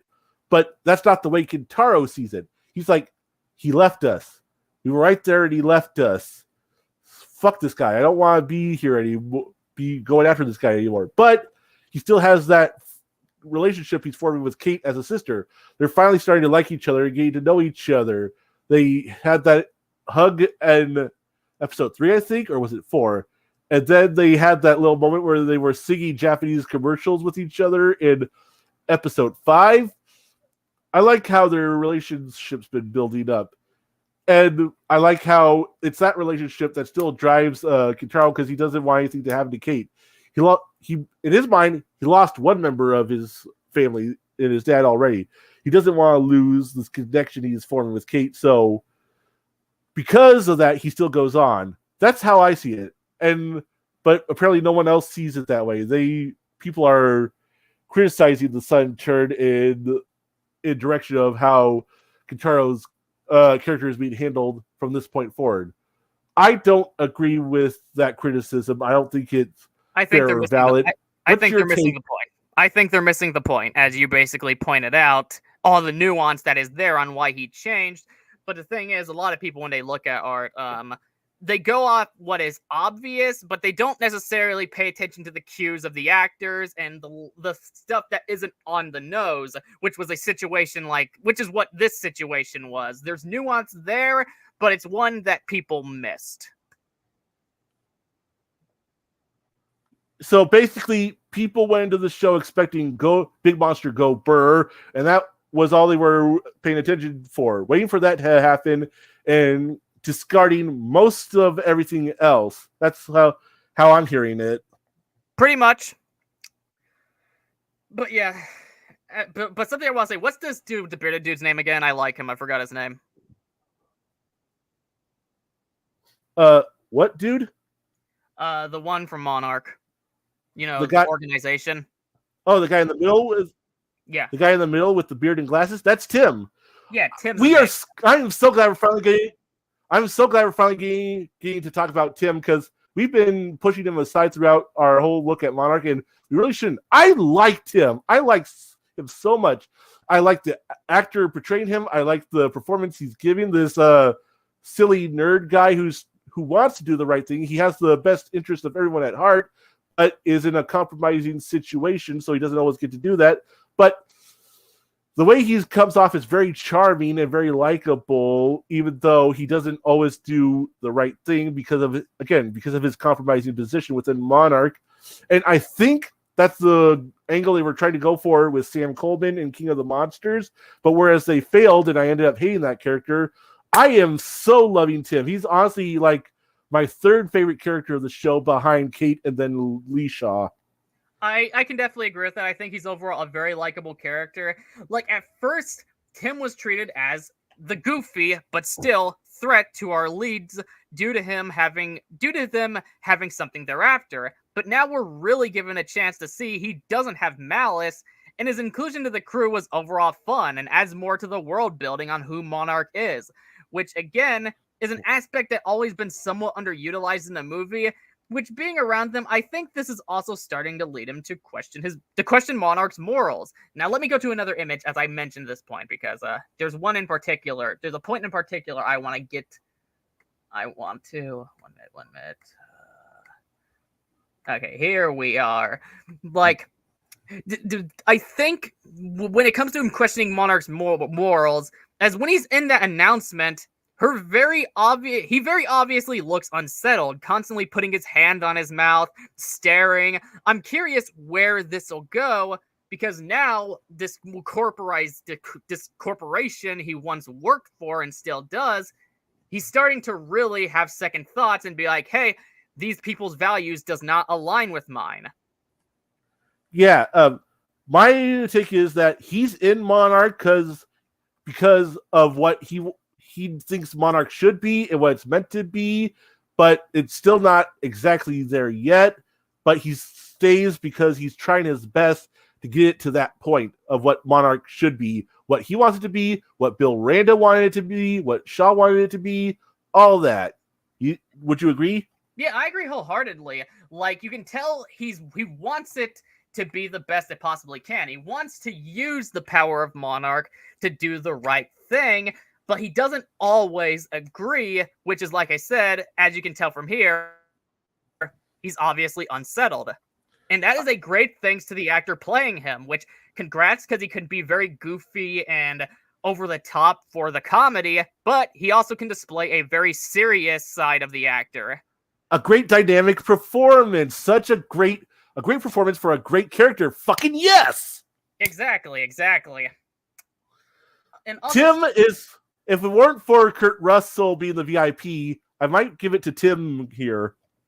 Yeah, because I really, really like Tim. I think he's overall a very good character that brings comedic relief that isn't annoying like a lot of the folks in King of the Monsters. Fuck Sam Coleman. Yeah. But he also has a serious side. He's not just there of, hey, this is a serious show, but let's dump in some random comedy. Mm-hmm. And I like. It sucks that we weren't able to talk about him until in depth just now, but better late than never, right? Yeah, exactly. But I that's the thing. do. No, go ahead. I will. I want to hear what you have to say. But that's the thing, we're doing a podcast, so, and we're unscripted, like we have notes with us, but those are just notes. That doesn't have the same degree as a script, so it's easy to forget stuff. For sure. Like, there's probably stuff we could have talked about more in those other episodes, but like you said, we're going, except for some notes, we're going off the seat of our pants here, so we're just sort of winging it. But I'm glad we got to this point. I still find it a little convenient that Tim survived falling out of a helicopter after what happened. But hey, if like half the crew from Kong Skull Island could survive helicopter crash, why not one of my favorite characters of this show? Exactly. But speaking about learning more about the MonsterVerse corporates, here's one that was embarrassingly underutilized. Fucking Apex. And guess what? They aren't forgotten here. We are introduced to a new character who apparently works there. So hopefully this fixes what GVK messed up. Now they don't have much more time to do that since we're only one more episode ahead. But here's the thing about final episodes. Final episodes usually tie in the final knots that were displayed early on in a series. So I'm very optimistic for what they'll do with Apex by the conclusion of the series. I don't think they're gonna acknowledge Apex again in this season, particularly.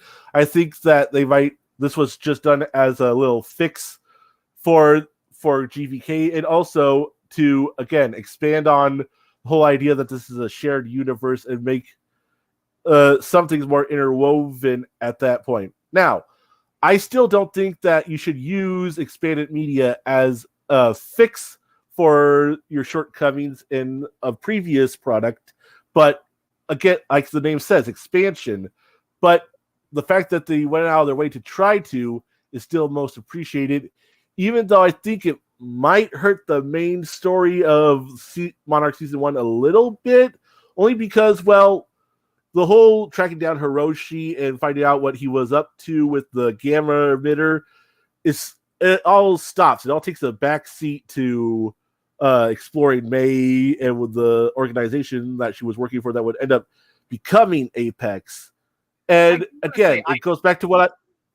You finish. No, you finish. Okay, and it goes back to what I said about Michelle Duvall being related to Sandra Brody. It's a bit convenient and could come off as a bit contrived to the wrong person. I'm going to go ahead and be able to accept it as is anyways, only because, well, again, more world building, including showing the expansion of the Titan alerts in this episode, and again, showing Monarch finally going public in this episode.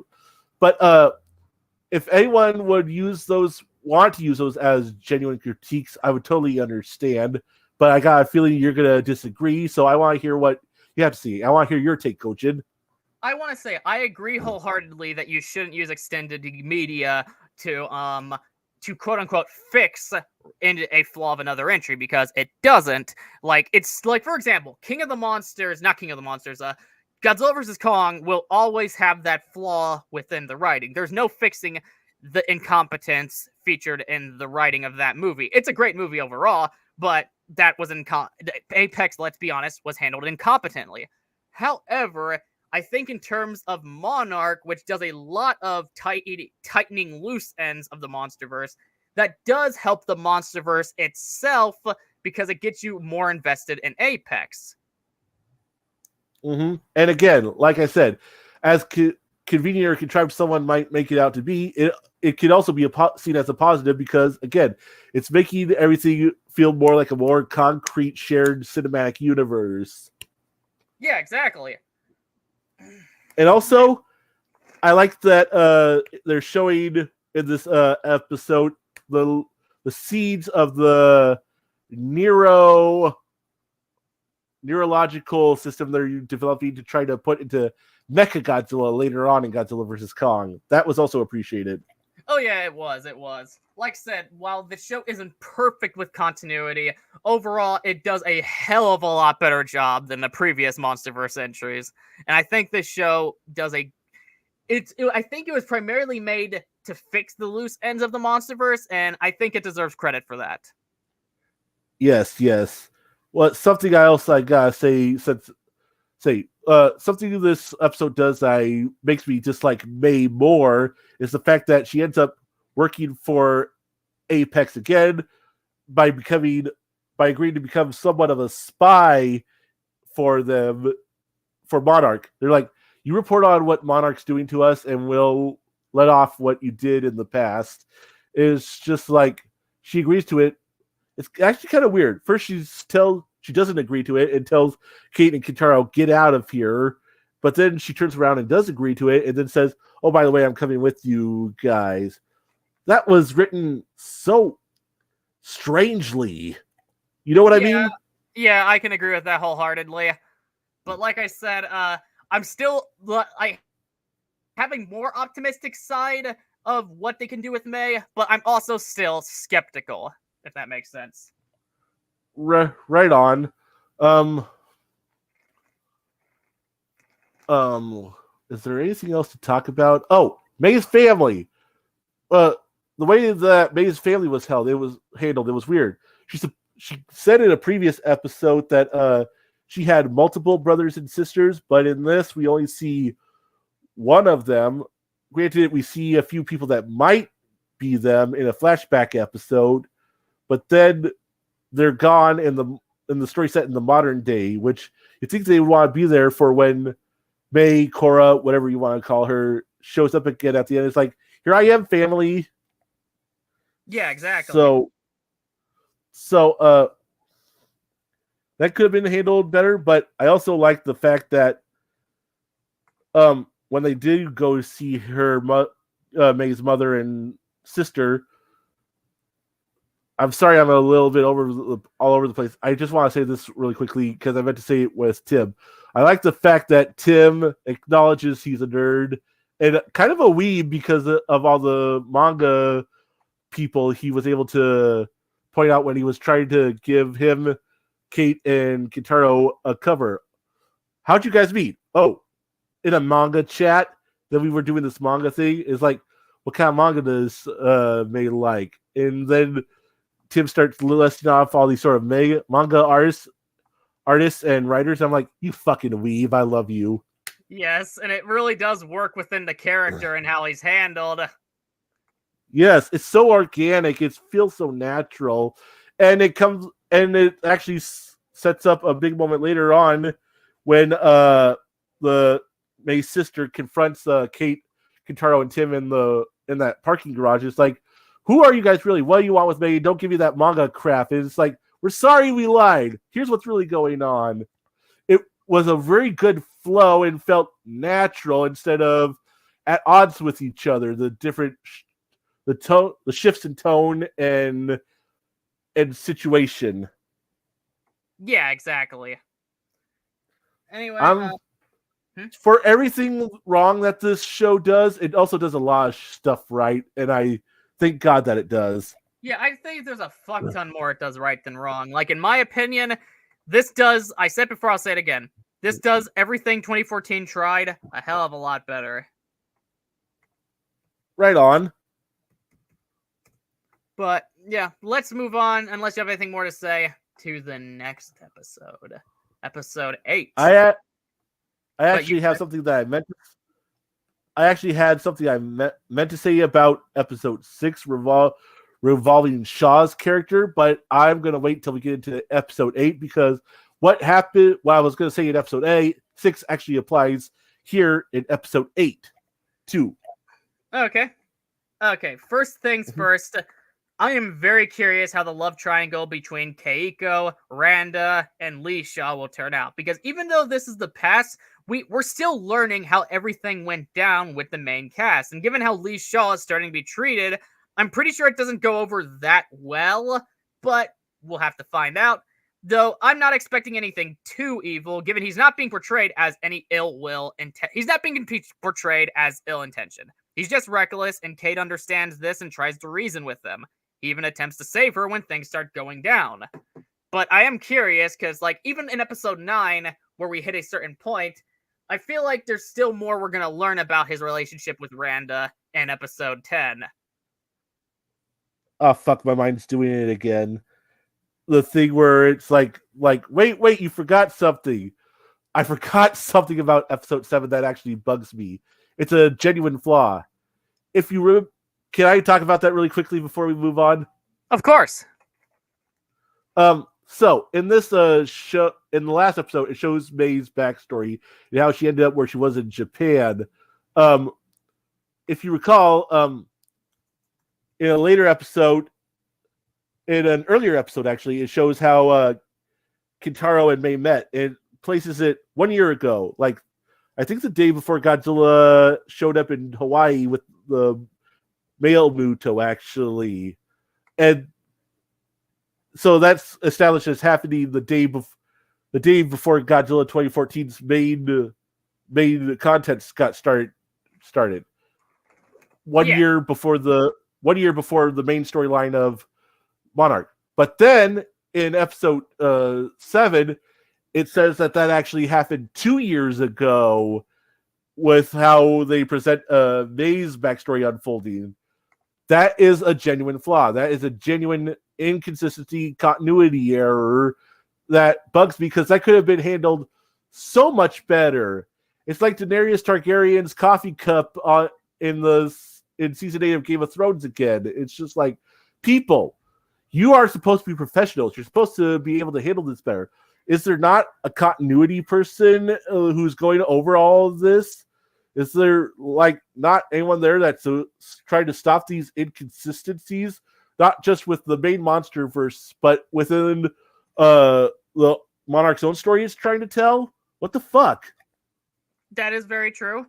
Tokapunk Productions said, I forgot this show was a thing, then I heard of it ending, and I watched the rest, and I'm like, yeah, it's a bit better than forgot about it, LMAO. But yeah, something I want to say. As for Randa, let me go to another image, because I want to go to an image that works in what I'm about to say. Okay. Go ahead and hammer it, big boy.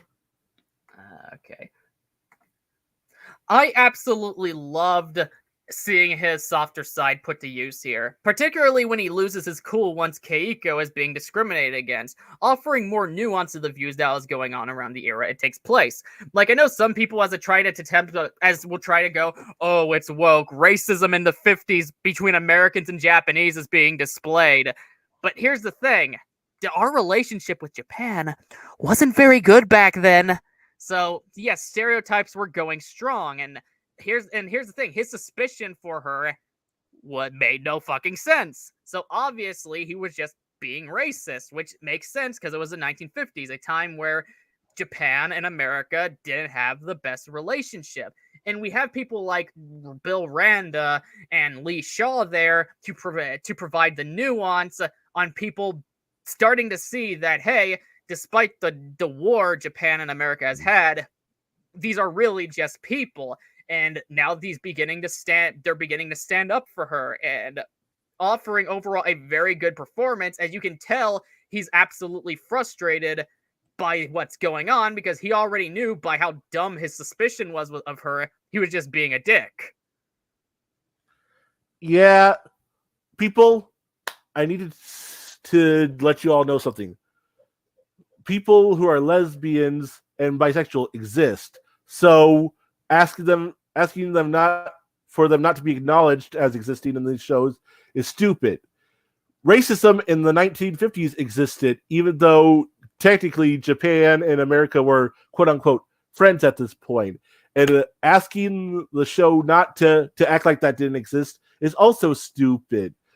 You can't ask for what's the word? Clean depiction of these events if that doesn't work with the story that people are trying to tell.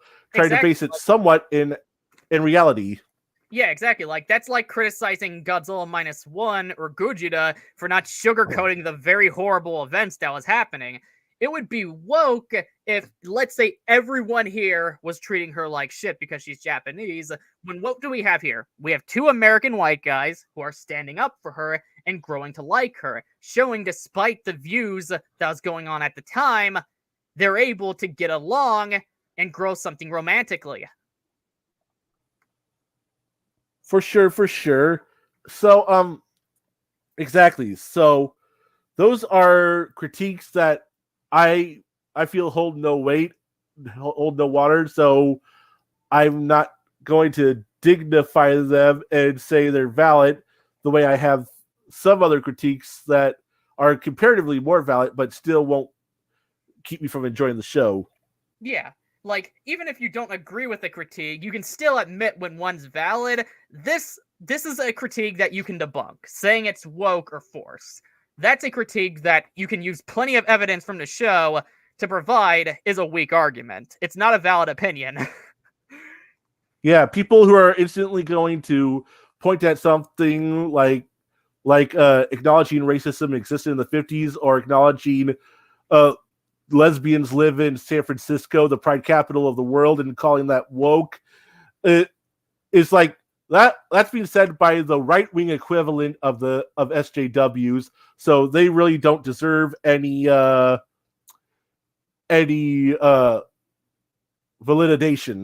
Exactly. Validation, I mean. Exactly. As I told some dipshit cunt on Twitter who was calling -1 woke, she was going, thank all of you for... No, she wasn't calling -1 woke. She was calling it pro-imperialism. She did a tweet because everyone was roasting her ass, even some people on the left. She was going, thank you all for making this day worse. And as I quote tweeted her, and I got more likes than she did, I said something along the lines like, some people deserve bullying. You're one of them. We don't like the people who we don't like the far right individuals who think Monarch's woke, and we don't like the idiots who think -1 or Shin Godzilla are pro-imperialism. People on either side is fucking retarded. I'm consistent. But yeah. Tokubunk Productions said, I don't care about the controversy, about any of the controversy. I just don't think I'm feeling the Monsterverse anymore after this and GVK trailer. What I was once hyped for as a kid will never be the same as 2014 and Skull Island and KOTM.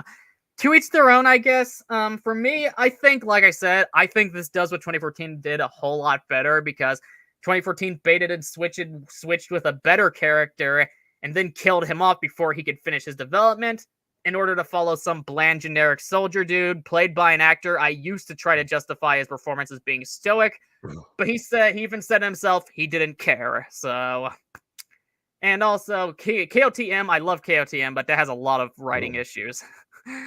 Tokupunk Production said -1 haters always have the worst takes. They do. Same with Shin Godzilla haters. Even Matt from Monstrosities said it was mid, boring, generic, and safe from all the other Reiwa LMAO. Yeah, that's why part of why I can't get into Monstrosity. Matt from Monstrosities, he just seems like his takes are like so far removed from what the actual product is, in my opinion. Like, if you have a different take, explain. By all means, explain it. But if it's like one I feel is very flawed, well, we already went over all that, like at the beginning of this thing. So let's not do that again. Yeah, exactly. The exact words your parents said when you came crawling out. Go on and shoot. You can't kill me anyway. So what do your bullets matter anyway? Ha ha ha ha. Javona Scruggs said, "Why do you guys keep going over the brain dead Monarch takes? Like, I think it's more interesting in ignoring the woke crowd and talk about the ins and out other than give fools the breath." Bro, I made a video making fun of a guy's horrible take on -1. It's kind of my thing to shit on brain dead takes. Yeah. Look, people have takes. We can have those takes on those takes. And if we feel like those takes need to be addressed with our own, we're gonna do it. That's just how it is. And we have been going over the ins and outs of the show throughout the podcast. Have you not been paying attention? Yeah, like, we only throw the brain dead takes in here and there, but I only say that's like one portion at most of this podcast. Like, I'd say this was like No, go ahead. Like, I'd say this was probably like the second, maybe third time we brought it up in this episode. Maybe. I honestly don't remember. I'm just trying my absolute best to get out all the takes I feel about the episode. I want to get my feelings out so people know what's up. Are you gonna come out about your sexuality? Hey, if you want me to come out about yours too, sweetheart. Oh god. Tokupunk said, "I will always watch it, I guess, but I don't feel some of the hype as I did with Skull Island to GVK." And he said, "I kind of fell off of Monstrosity's community, to be honest. As for Monstrosities, I have no personal issue with him. I think he seems like a very cool guy. He has some really good documentary-style videos that are well-developed, well-researched, beautifully edited, but I think some of his takes are complete bullshit." Hey, everyone's entitled to. Everyone has at least one bullshit take. Well, yeah, like, even me, like, I'm sure I have some bad takes that I think are valid, but you can probably find something I believe in and completely deconstruct it where I have no argument for. Javon says, "I think Omniviewer had the best critique of Shin Godzilla, regardless if you agree with him or not. I do think his critique of Shin is a valid critique of the film." I don't entirely agree with that. There are some points he makes that I do agree, but overall, in saying that Shin is a bad movie or a propaganda movie, I don't agree. I will say I think it comes dangerously close to being propaganda, but doesn't go that way entirely. We could do a whole another podcast again talking about Shin Godzilla if we really wanted to, and people's takes on it, but let's save that for another time, okay? Something I want to say about Omniviewer. He seems like a very good guy. Have a lot of respect for him as a person. I think his takes on Shin Godzilla are wrong. Mainly because, like, for example, what he said about Goromaki. Like, he did a video on an episode of Ultraman. What's the latest Ultraman show called? I forgot its name. I don't know why. Blazar. Yeah, Blazar. He was saying it's Shin Godzilla done right, and he mentioned something like, there's a character you see, unlike Goromaki, which completely misses the point of Goromaki, because the reason you don't know who Goromaki is, because that's supposed to add to the theme of Shin Godzilla, the Lovecraftian, the mysterious angle. We only know so much, and the one person who gave this prophecy of this giant godlike entity coming, he's not here anymore, so he can't explain to us anything more. And also, him leaving the prophecy goes back into the Lovecraftian angle. The heavy use on politics, those were inevitable, to go back to the fact that, well, this is a modernization of the original Godzilla, and that's what -1 was going to be originally, but Anno beat him to the punch. Anno beat Yamazaki to the punch. So, again, his critique... And even then, the influence from Shin Godzilla can still be seen in -1 a little bit if you look for it. But Go on and say what you were going to say. Exactly. And, like, for example, he said something like -1's Shin Godzilla done right. Yamazaki would not agree with that take. Both are going for somewhat different things. The only thing -1 and Shin have in common is they're both very different reinventions of the original. -1's a personal story. Shin Godzilla's a story that follows politicians. They're very different in that regard. If anything, we can say that -1 does what 2014 tried so much better. But he wouldn't. I can agree with that to an extent. I still But he wouldn't like that take because he thinks 2014 is a great movie. At least I believe he does. He does, and I will.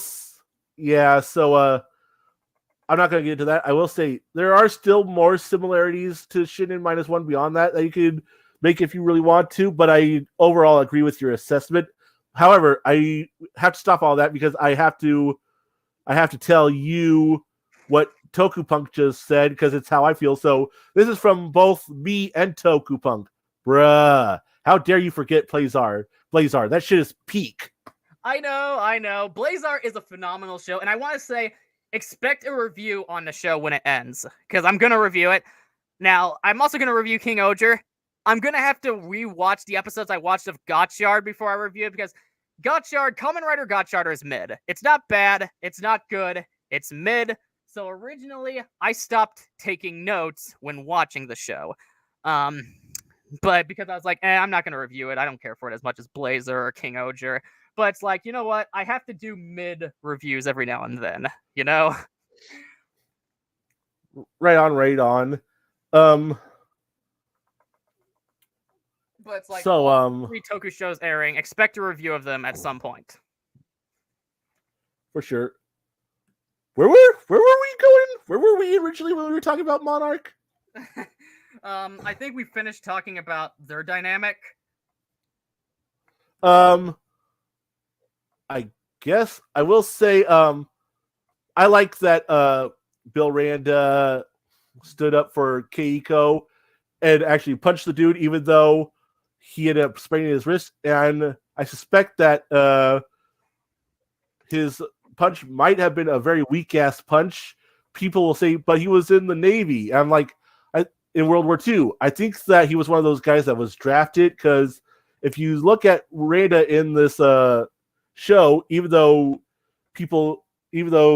Shaw calls him Swab the whole time, a little digging at his being a Navy guy, Bill's just not a soldier. He doesn't act anything like a soldier. He's a scientist, and which leads me to believe he might have been drafted into World War II. It didn't enlist, and that's probably why he's the way he is now, instead of how we see him turn out later on in Kong Skull Island. But I will say, not in this episode, but in the next episode, they help lean Bill Randa more towards how he ends up being in Skull Island. So it makes it easier to believe that this character named Bill Randa is the same as John Goodman's character named Bill Randa in Kong Skull Island. That connection was very much appreciated. Oh yeah, I agree wholeheartedly. I also gotta say, I don't know if this was intentional, but the actor who plays Bill here kind of does look like a much younger and slimmer version of John Goodman.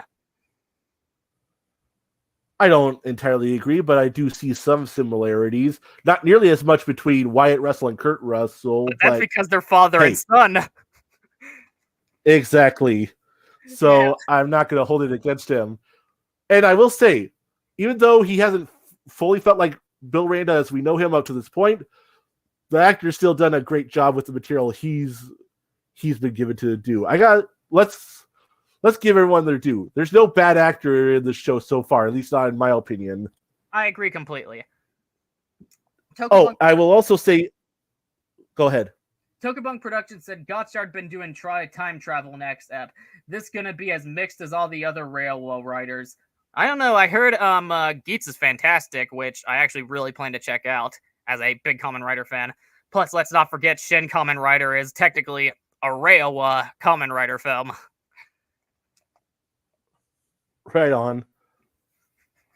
But I want to move on to another aspect of this episode, unless you have more to say about here. What aspect was it going to be before I say? It was gonna be that time Bill is talking to Keiko. Oh, I was gonna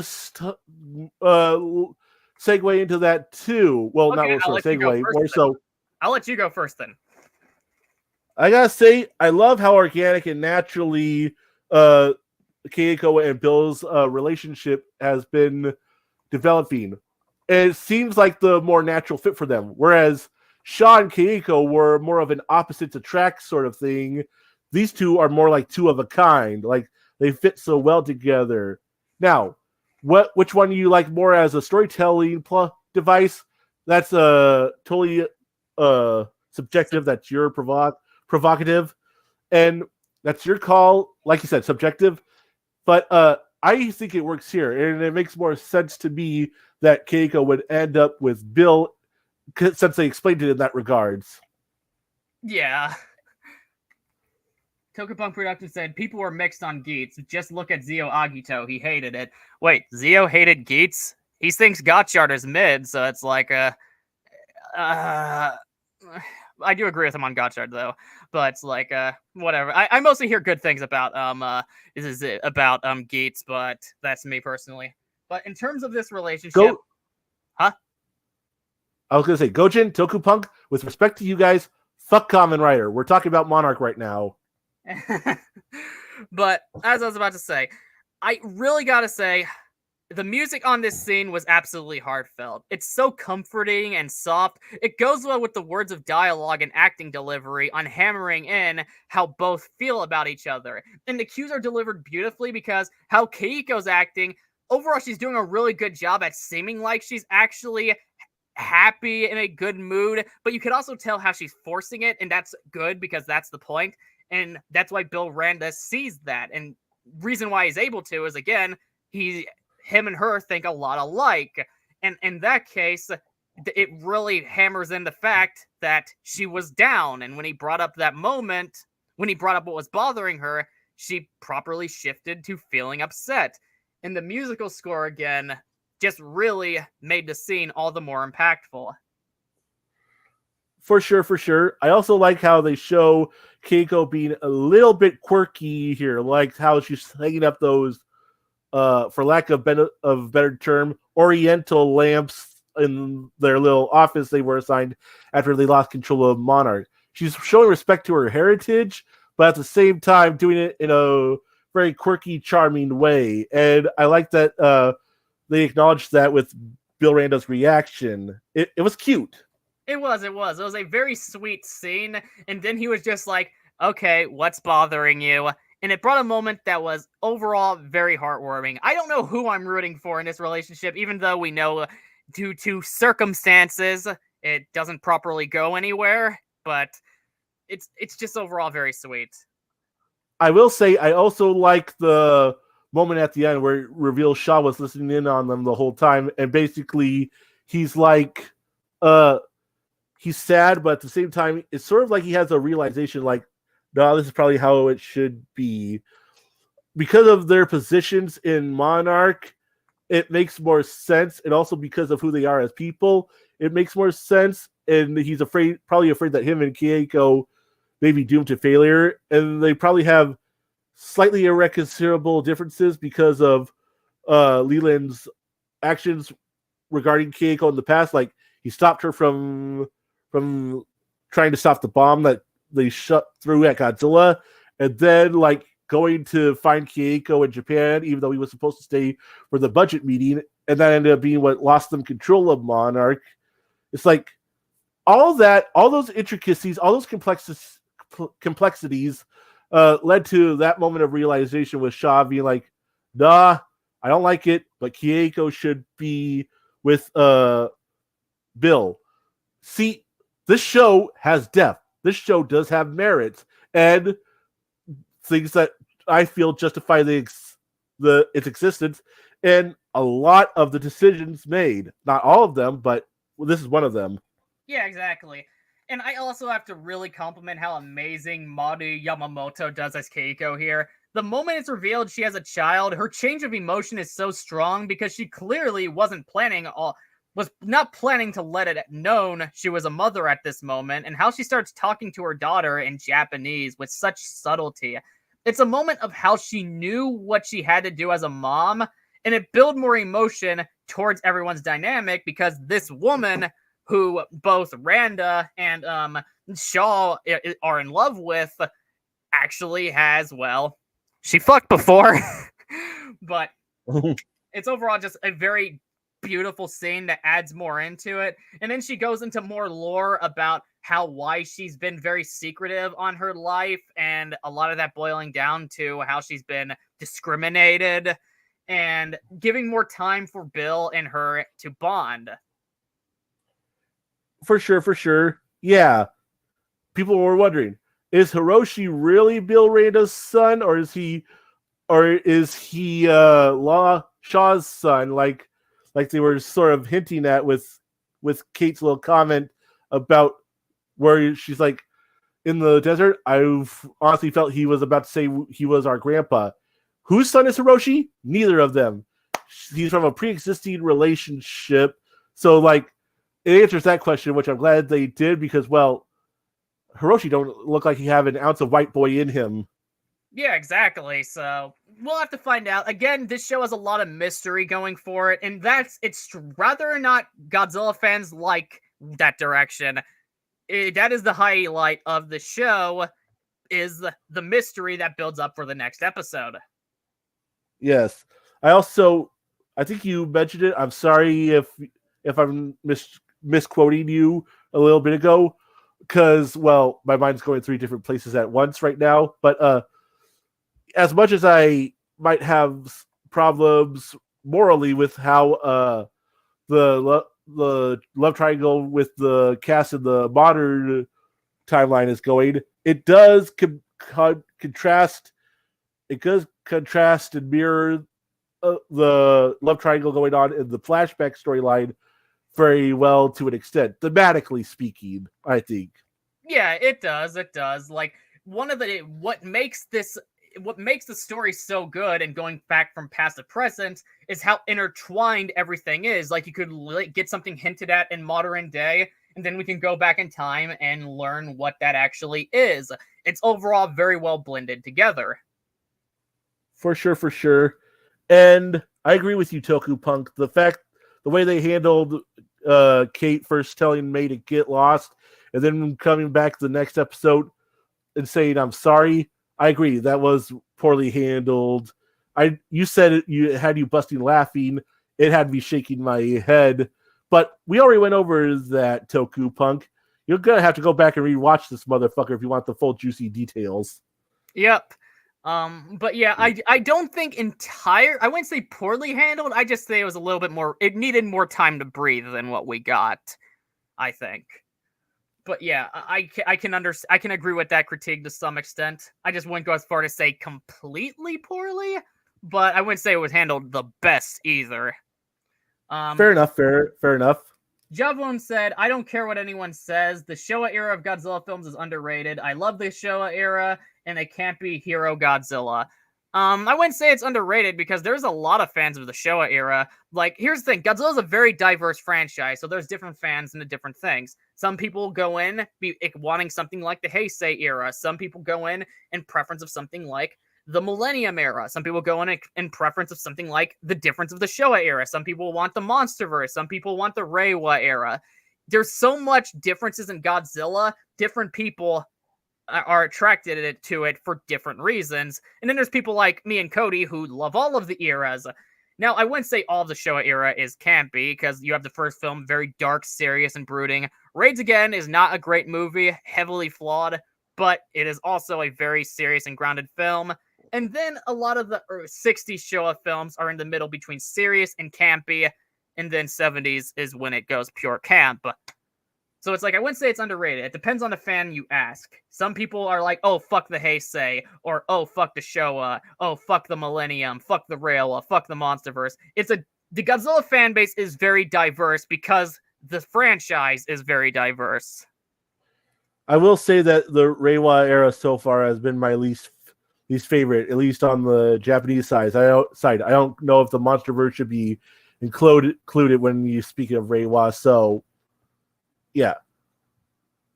Yeah, well, that's because the Reiwa era hasn't been your preferred angle of Godzilla, which is perfectly understandable until -1. I still give them props for trying new stuff, though, I will say. Well, yeah, because finish. As much as it may not have landed for me personally, I still like that they're at least trying to do new stuff. So go ahead and say what you were going to say. Yeah, because we had Shin Godzilla, which is made to be a complete modernization of the 54 film. Everything about it is what if Gogeta was made in 2016? And that's what made it work. And of course, while Godzilla in the original was a more Shinto-like god, he's more of a Lovecraftian-like god in Shin, which is why he's very mysterious and there's a lot of philosophy around it. And then you have the anime trilogy, which goes in a very space opera, sci-fi-like direction. Then you have Singular Point, which goes in a very scientific, somewhat Shin-esque direction. And then we have -1, which goes for a loose remake of the original. Right on, right on. But anyway, do you have anything more to say about episode 8? Yeah, actually, I do. We basically covered the main crux of the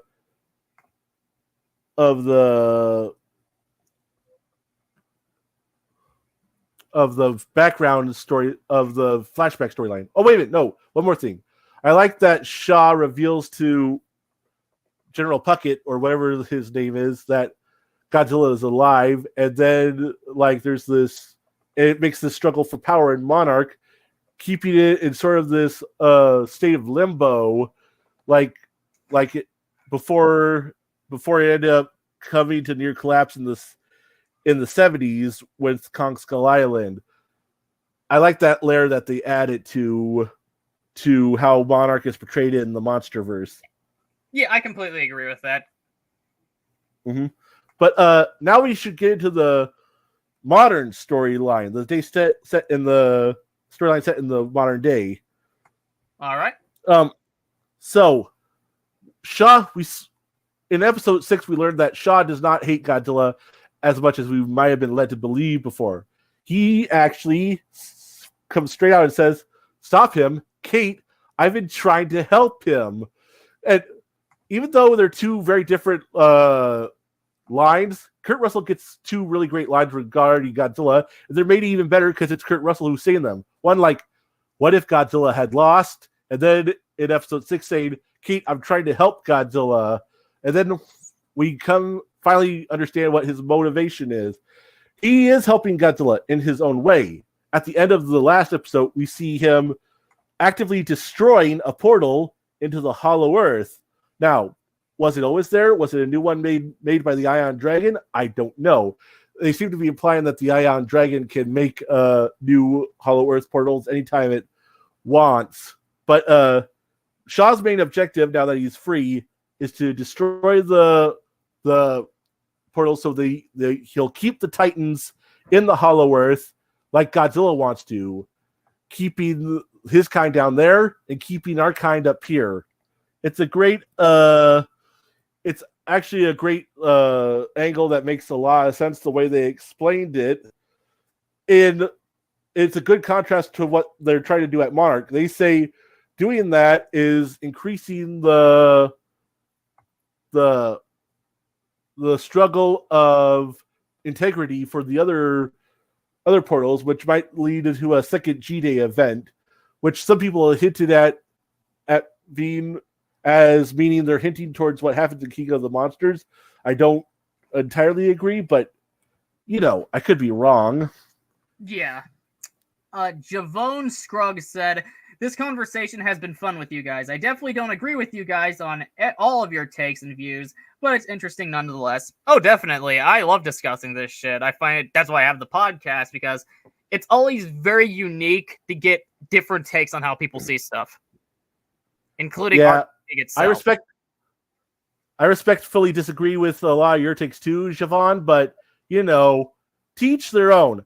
I'd still buy pot for you if you asked me to. Yeah. But yeah, what do you think about the way some people don't like the way Shaw was handled in the last episode? They said that he was being presented almost in a villainous role with how he was handled. What would your response be to that, and how in Shaw's story at this point in the show?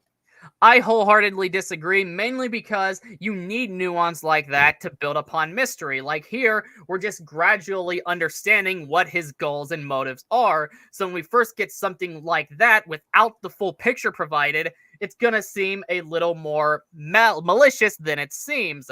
And that's why we have all these stuff like them trying to stop him. And when they actually encounter him, it turns out he actually meant a lot more. He meant a lot more well than it seems. It's just a different moral and a different goal than what they have. And that's saying, and I think, in my opinion, that's overall very well written and acted. I agree full-heartedly. And I don't think he was being framed as a villain in episode 7 like people think he was. I think they were just framing the way they were framing him in that episode was trying to give people a sense of urgency. Like, this is a big deal. Like, we have two conflicting ideals that are coming at each other to a head. It's led to, well, unofficial war because they're like, either get out or work for us. And if you don't get out or work for us, we might have to do something that we don't want to. Yeah, and exactly. That's why you see, yes.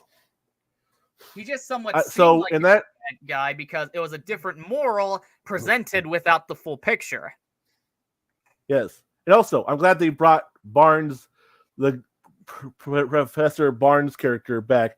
I wonder if she's related to Barnes from King of the Monsters, played by O'Shea Jackson Jr., a.k.a. Ice Cube Jr. If I remember correctly, she is. I could be wrong, but I think me and my brothers were talking about that. Oh, wow. Cool. If I hope we at least get a throwaway line. She's like, I wonder what my brother would do if he were here, or something like that. Yeah. So, and also the fact that she was listening to Anaconda in the episode she debuted in, it was just like, ugh. My sister suspects that song might be the source of AI Godzilla Thick Cheeks.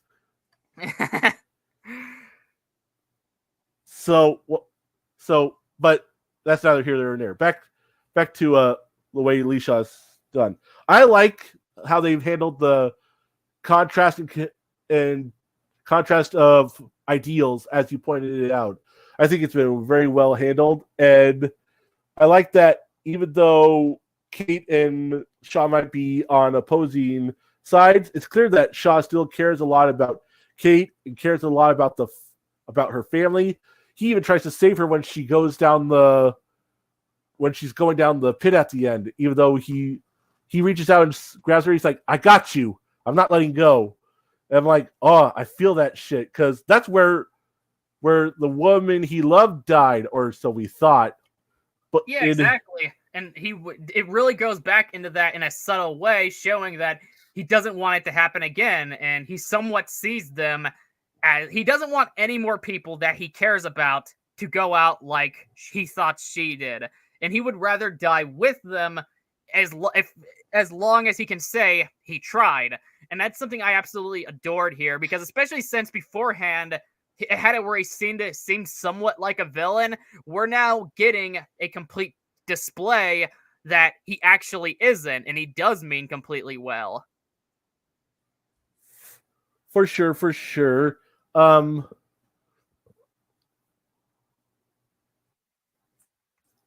couldn't have put it better myself, honestly. That was very well handled. Oh, thank you. I think at this point, Kate May seems like, well, she's not being a bitch anymore, but she's not really doing much else plot-wise for these last 2 episodes. She's sort of there in the way that people accuse Kentaro of being. I don't agree, but when it comes to May here in this episode and the next one, I do kind of agree. Yeah, I will 100% say that about May. If May is going to get a redemption as a character, it's only one more episode can fix that. We'll see when it airs, but right now, I'm still very skeptical on her. Yeah, a lot of people have accused this show of mismanaging the use of the time and time of the show, and said that it's been focusing on on a lot of the wrong things. I don't entirely agree with that, but I do agree that they should have done much more to fix May's character, because as is, yeah, pretty. Yeah, like, again, the previous episode before these last two offered some hope in her growing and bits of breadcrumbs of her changing, but, like, these last two episodes didn't do enough to display anything about her, so it's like, only episode 10 can fix all that.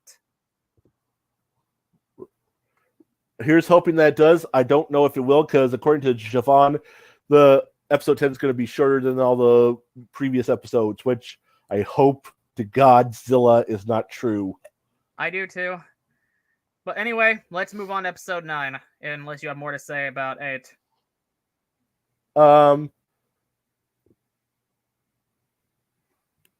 My only thing is, like, how Shaw, May, and Kate survive going down that pit the way they did.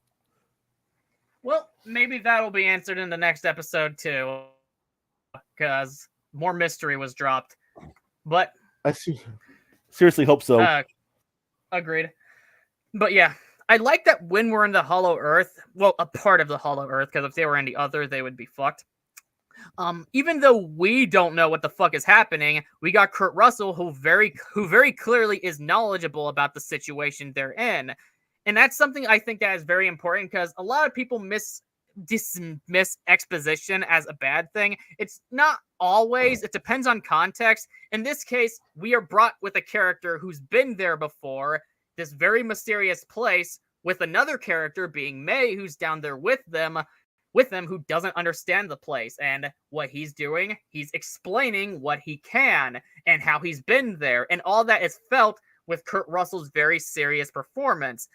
And that is something, and again, the mystery is very well delved into as it goes back and forth between the current day and the past. While it isn't stated explicitly what's going on with Lee Shaw's age, given all this stuff around the Hollow Earth, I feel like perhaps the reason he looks so good, and the final thing that happens, well, definitely hammers in that perspective, is because time happens differently down there. For sure.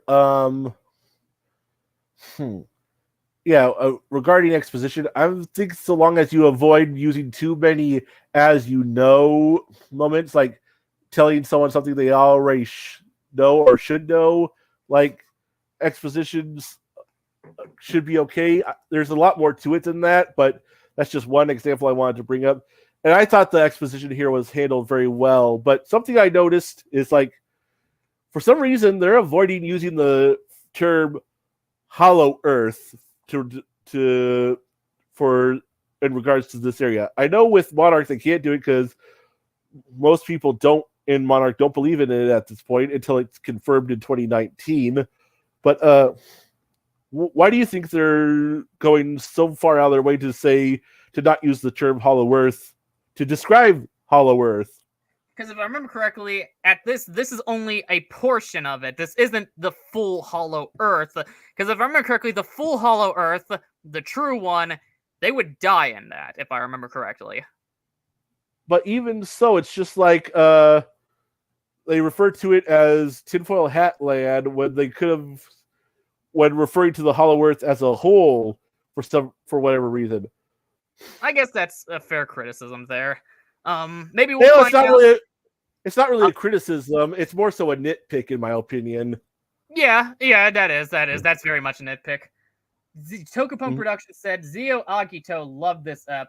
He's like the only one, along with you guys, who think this show's peak, LOL.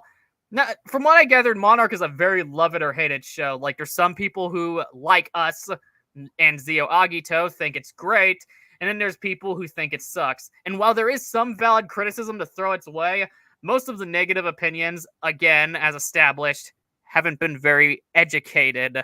Like, it's either, oh, woke, or, oh, this person has flaws, oh no, how dare they not be this perfect individual, or not enough big monster, go brrr. Or people are just taking things at face value on the surface level and not thinking hardly about the deeper intricacies.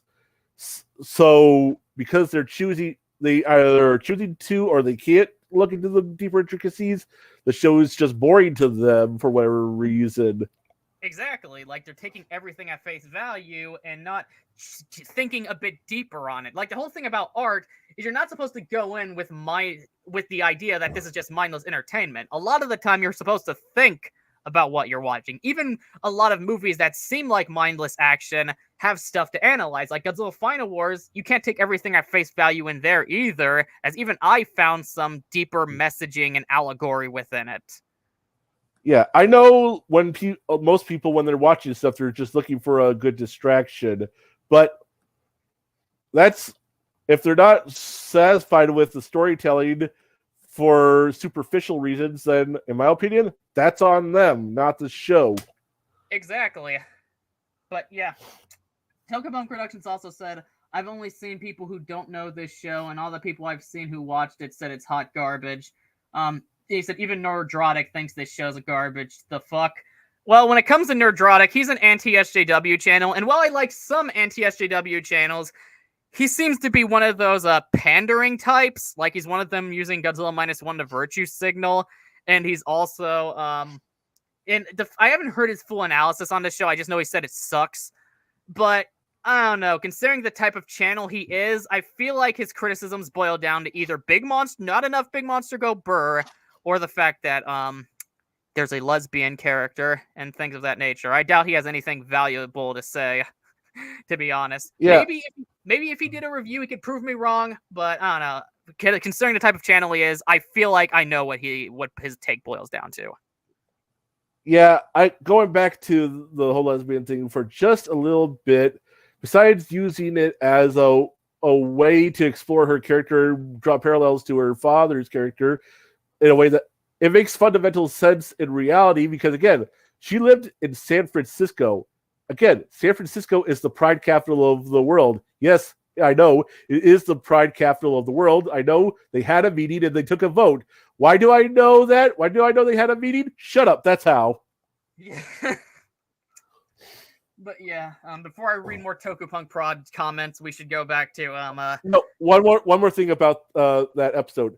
Did you notice what they did with it when they were flashbacking to the day before Godzilla arrived in San Francisco? The day before G-Day, they referred to it as G-Day -1. Yes, I noticed that. I wonder if I'm that like, oh, it was. I'm like, you all knew exactly what you were doing, because this episode came out like right before, right after, around the time -1 was released in theaters in America. So I'm just like, y'all know exactly what you were doing. See, it isn't the competition people think it is. Legendary likes what Toho is doing, and Toho, for the most part, likes what Legendary's doing. They can coexist. Why can't we? Exactly. Like, especially since many people don't realize this, but Toho knows Legendary's Godzilla as their international Godzilla. That's the thing. He's international, and it doesn't boil down to Toho Godzilla being less popular, because he's not. But the thing is, since Toho has less money, they can't afford to give a full worldwide release for their movies like a company that makes American movies like Legendary can. So obviously, it's going to be very profitable for them to get when a MonsterVerse project is released. And also, Toho has to approve everything Legendary is doing with Godzilla. Let that all sink in with your critiques about how Legendary's handled Godzilla. Let it all sink in. Just go ahead. Exactly. Okay, but let's go. Huh? No, you go on ahead. Okay. Let me get to the next image.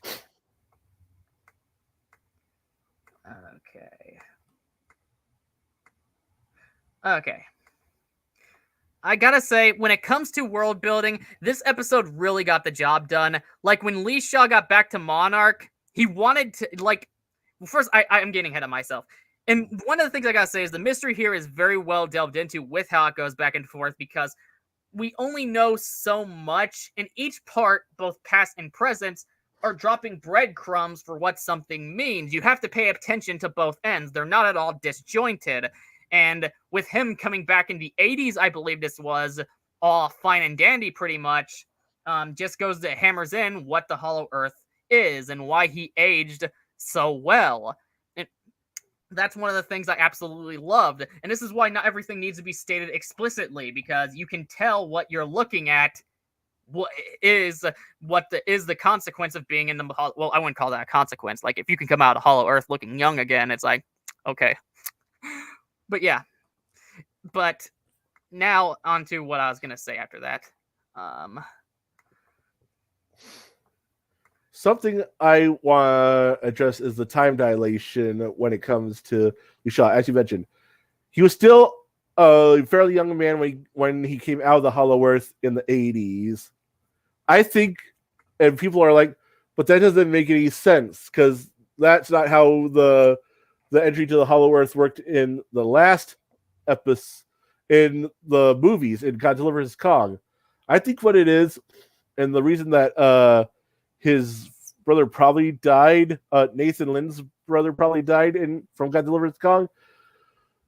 I think that he went into the Hollow Earth unprotected, and like that somehow affected the way he aged. He might have aged forward or backwards rapidly, I don't know. And like Lee Shaw was semi-protected when he went in to the Hollow Earth in that diving bell, that diving pod of some sort. But then when he came back out, again, the time dilation threw him into the future. And that's what part of what the gravity fields surrounding the Hollow Earth are, in addition to keeping it stable enough so that the Earth doesn't collapse in on it. That's just a theory. Something I gotta ask, because this is perhaps something I missed, but what character in Godzilla vs. Kong was in the Hollow Earth for ages that would display the non aspect of aging? None. I was referring to Nathan Lynn's brother, who died trying to go into the Hollow Earth. I suspect that he might have gone down unprotected the way Shaw was, and that might have been why he might have died. The gravity fields might have made him age rapidly or de-age rapidly or something like that. Yeah, and also, like I said, this is a different part of the Hollow Earth, not the Hollow Earth itself. But could be. A lot of people think that it's not even the Hollow Earth. It might be some sort of point between our world and the Hollow Earth, which I don't personally agree with. Yeah. But I was about to say, when it comes to the world building, this episode really got the job done. Like, when Lee Shaw got back to Monarch, he wanted to know where Bill Randa was, only to find out he died on Skull Island. And when he's a bit older, we get this perspective from seeing Godzilla fight the Mutos, which, again, it's tying both films in so fucking well. And it does that by delving into the different eras these takes place. How do you think they did with the de-aging technology on Hiroshi when they showed Shaw meeting up with him again? Wait, that was a de-aging effect? They didn't just shave his face? Yeah. Holy shit, that was really fucking good. Nice. Yeah, like, I genuinely thought they just shaved his face. Because that happens sometimes with people who shave their face and they automatically look 20 years younger. Yeah. You see it in some people. Yeah. Another thing I want to delve into, unless you got something else to say. All I will say is that people are probably going to not be satisfied with any possible explanations about the differences in how the Hollow Earth here is portrayed here in Monarch and how they was in GVK. So just try to enjoy it the best you can. If you can't, oh well. Yeah. But another thing I want to say is, even though these past few episodes there has been conflict displayed with both Kate and Kentaro, that doesn't change the fact that they have grown to absolutely adore each other as brothers and sisters. Like, while he's injured and we get Kate crying on him, it absolutely warms the heart, because it shows after all this time, especially when you go from episode 1 to episode 9, where they were just originally they hated each other, they're now absolutely, they see each other as family. And that's not Kate. That's Kitaro's mom, Emiko. Oh, it's been a while since I watched the episode, so I wrote this 5 days ago, brother. 5 days ago. Well, here's a better angle to go at. The fact that, yes, they do care about each other. They care about each other so much that Kintaro's actor gives the best performance he has so far in the show in showing how his heartbreak at thinking that he lost his sister, that his sisters might be dead, is here. The look on his face. Yeah, which we'll get more into soon with another image, because I took a fat fucking L here with my memory. See, now you guys know why I watch something at least twice before writing my normal review script. Yeah, I get it. Honestly, I was having the hardest time trying to review this show before with past episodes, and I thought it was because this show is not episodic. This show is more serialized and telling an overarching story. So, and without all the pieces, I didn't think I could give a proper review. But now I realize it was just because I was retarded. And for some reason right now, I'm less retarded than I was back then with those first few episodes. Yeah, but thank you for pointing that out, because if you didn't, I'd be open to getting a deconstruction video based solely on that. Hey, you already have enough L's in your life. You're going to get another L later when I make you bend over. Oh, fuck off. But onto that topic. Oh, God. Onto that topic, I think the fact we get to see Kentaro and their father grieving over Kate makes their journey hold all the more water, because this is something they've been building towards. They've been building up towards. It means a lot, but since it seems like Kate is dead to them, Kentaro doesn't care about his father right now. He's apathetic to his arrival, and it's clear he's just as hurt.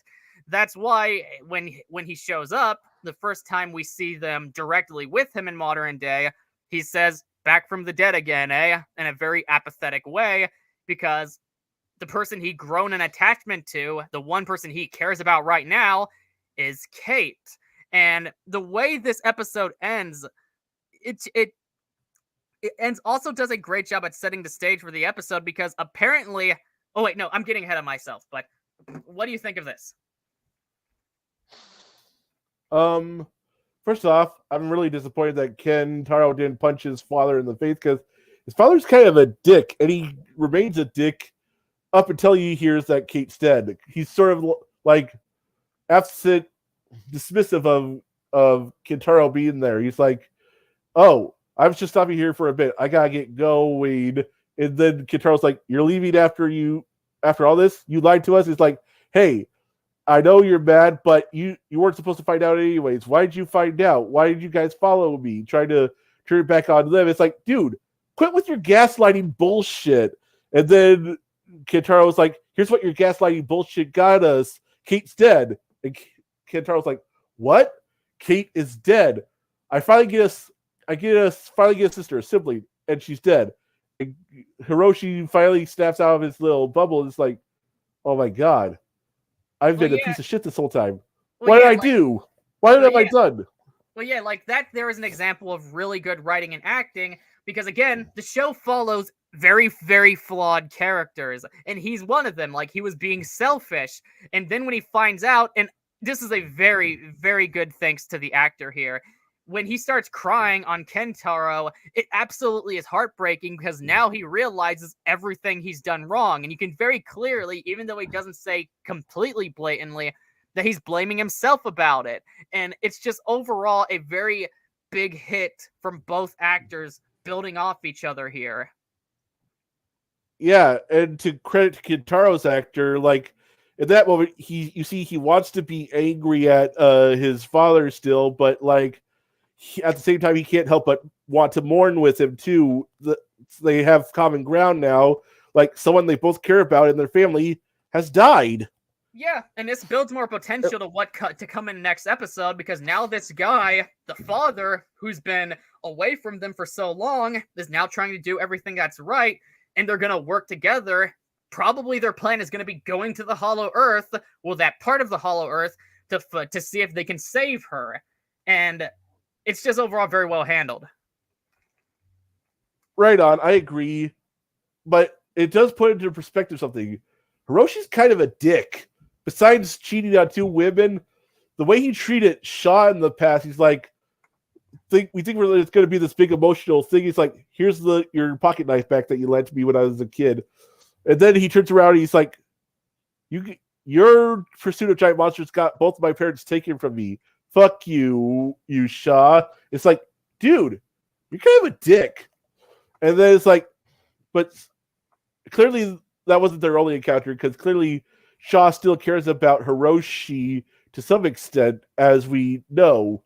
Yeah, and like I said, so far, unlike May, Hiroshi is a character who's getting his chance to grow properly. Because even like some people could go, oh, his view on life just comes and goes. But here's the thing: he's been told his selfishness got his daughter killed. So of course that's gonna drastically change his entire view on things. Yeah, so that's why I'm waiting until the final episode to make full judgment. Because as is, I've personally been invested. A lot of people haven't. I don't entirely understand why. I know Siobhan was trying to explain it to it, but I don't agree, because that's not the way I see it. But different strokes for different folks. I'm hoping that it all ends with everything wrapped up in as nice a bow as we can get, with a satisfying conclusion. Yeah, exactly. But that said, let's move on to the next plot point that's heavily important we need to go on to, because this is a big fucking plot point. 1 minute, let me get the image. Okay. The way this episode ends also does a great job at setting the stage for the next episode, because apparently Kate's mother, Keiko, grandmother, who we originally thought died in the 50s, turned out to be okay, and I'd still smash! She lives and is still smashable.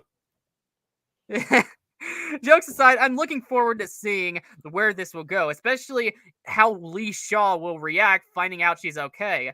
Hell, even her mother finding out that she's okay. Now, Lee Shaw, there's a good chance Lee Shaw already knows she's fine, but either we'll get this big emotional moment of him crying on her by the fact of thinking she was gone previously, or this is already something he already knows. And I just am really interested in it. I really like the badass angle it took of her just suddenly coming out, hitting the monster with a bow and arrow, and turns out she's perfectly fine. Which again, this brings proof to our theory that it was the Harlow Earth that stopped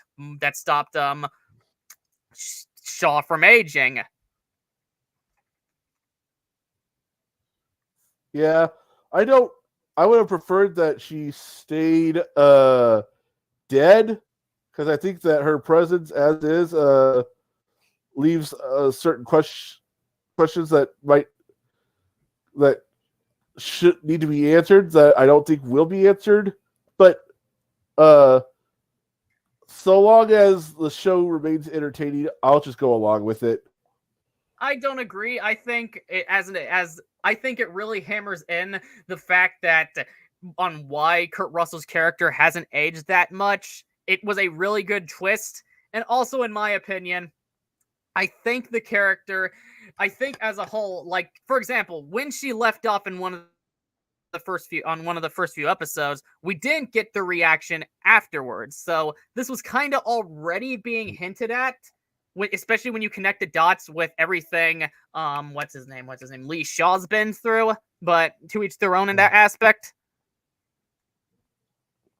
Exactly. I still respect your opinion. You explained it very well. So, yeah, and you did yours too. Something I got. Thank you. The way they're portraying the Hollow Earth here, I know it's because it's a different sector of it, but it looks so comparatively different.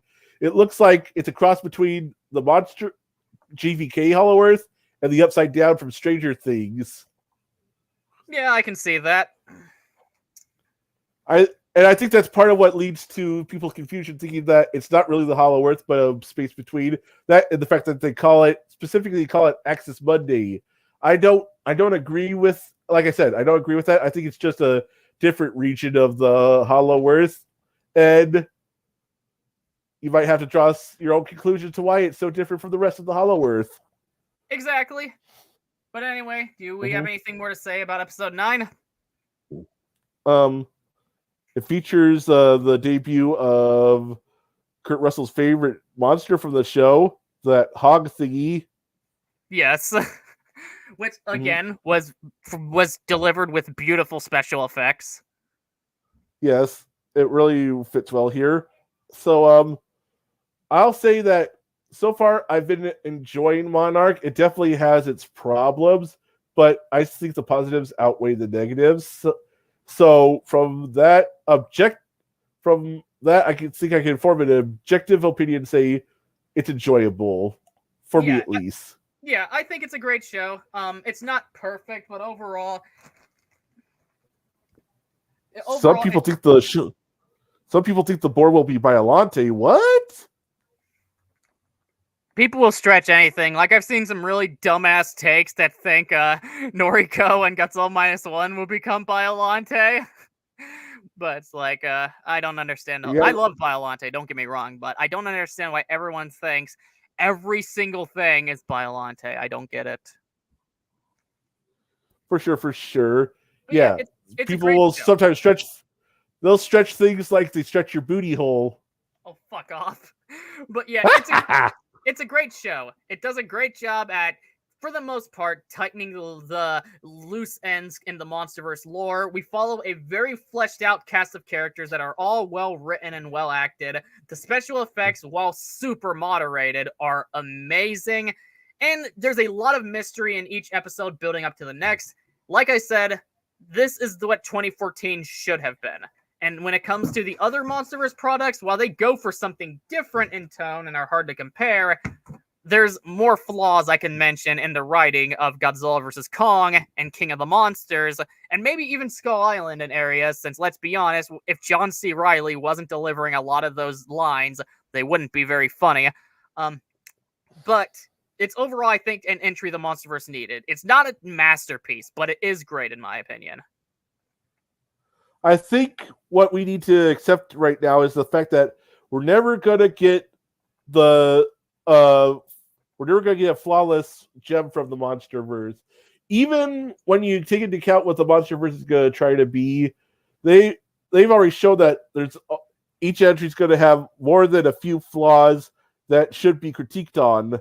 Yeah. So long as you can take the more positives away the negatives, you should be able to call it good. At least I think so. And I've been able to take more positives than negatives, so I'm not able to call it good.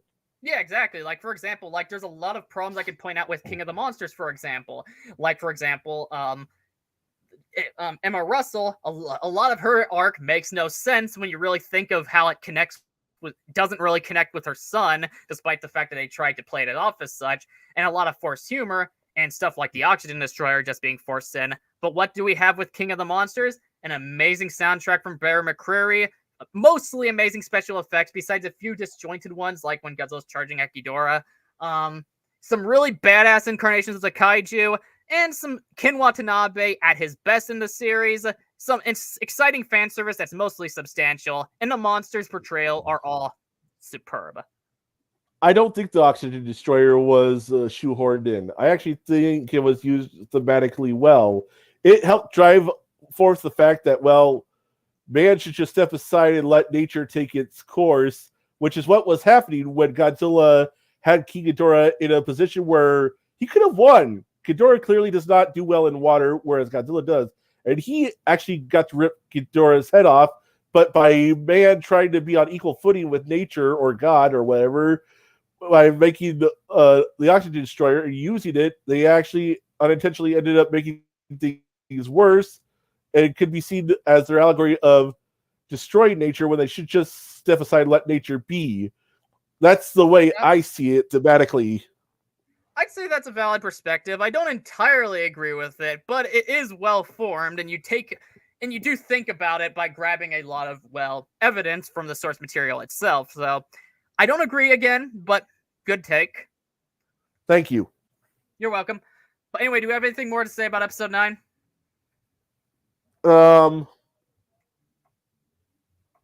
It's great setup for episode 10, and I hope episode 10 pays off. Yeah, I agree. I'm looking forward to it. I'm very hyped to see where it goes. And unlike you, I'm glad that Keiko is alive for multiple reasons. One being she's hot. The other reason being, like I said, what it does for the lore and potential it does for the characters. And as a whole, I'm just very interested in seeing where it'll go, and I'm really loving the direction. Me too. I want to say something to Tokupunk. He says, I like the Oxygen Destroyer in King of the Monsters. I don't agree it's an insult to 1954 like some people say. I don't either. I think it's still used thematically well. It's just being used in a different thematic lens than what it was in the first movie. And I think because it's not being used the same it was in the first movie, it's blinded people to the thematic resonance that it's actually meant to be used for, and so they just think it's being shoehorned in. So yeah. Take that for what you will, Tokupunk, and anyone else watching. Yeah, exactly. I don't think it is. I think calling it an insult to the original is fucking stupid, but I do think it is forced. I do understand your guys' perspective, but I don't entirely agree with it. But wow, how is it an insult? I would love to hear someone explain to me that take. Probably the fact that, as they see it, it was this big important thing in the first movie, a very important plot device or what have you, whereas in King of the Monsters, it's not that in their eyes. So they're like, how are you going to take something that meant so much in one movie and make it mean so little in another? Well, here's the thing. Like, I don't think that's a valid take because, like I said, even though it's fan service without substance, like basically what Rise of Skywalker was full of, it still was there to excite the fans. There was no malice behind it whatsoever.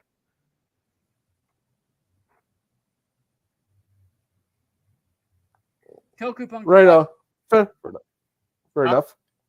Tokupunk. I said fair enough. Okay, gotcha. Tokupunk Productions said this show's way better than the mid of Kong series. Yes, it is. I don't hate that Kong series, but yeah, this is way better than that. No competition. I will say I do think the Skull Island anime does have more problems with it than this show does. By a long shot. Like, I don't think it's a terrible show. There's a lot of stuff I like about Skull Island, but there's also a lot of stuff to critique, and I mean a lot of stuff to critique. Right on. But anyway, unless you have anything more to say, Cody. No.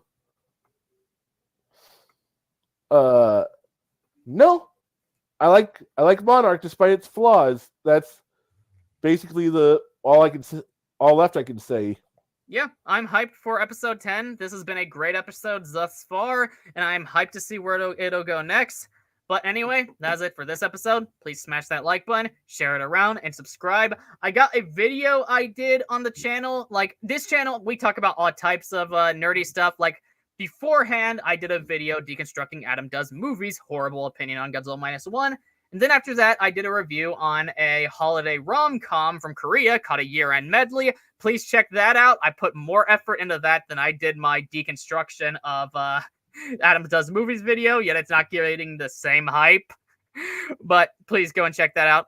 But also check out the Discord server, my social medias. I updated the Twitter link in my description because I had the old link up. So a lot of people who clicked that might have been getting taken to some random Twitter page.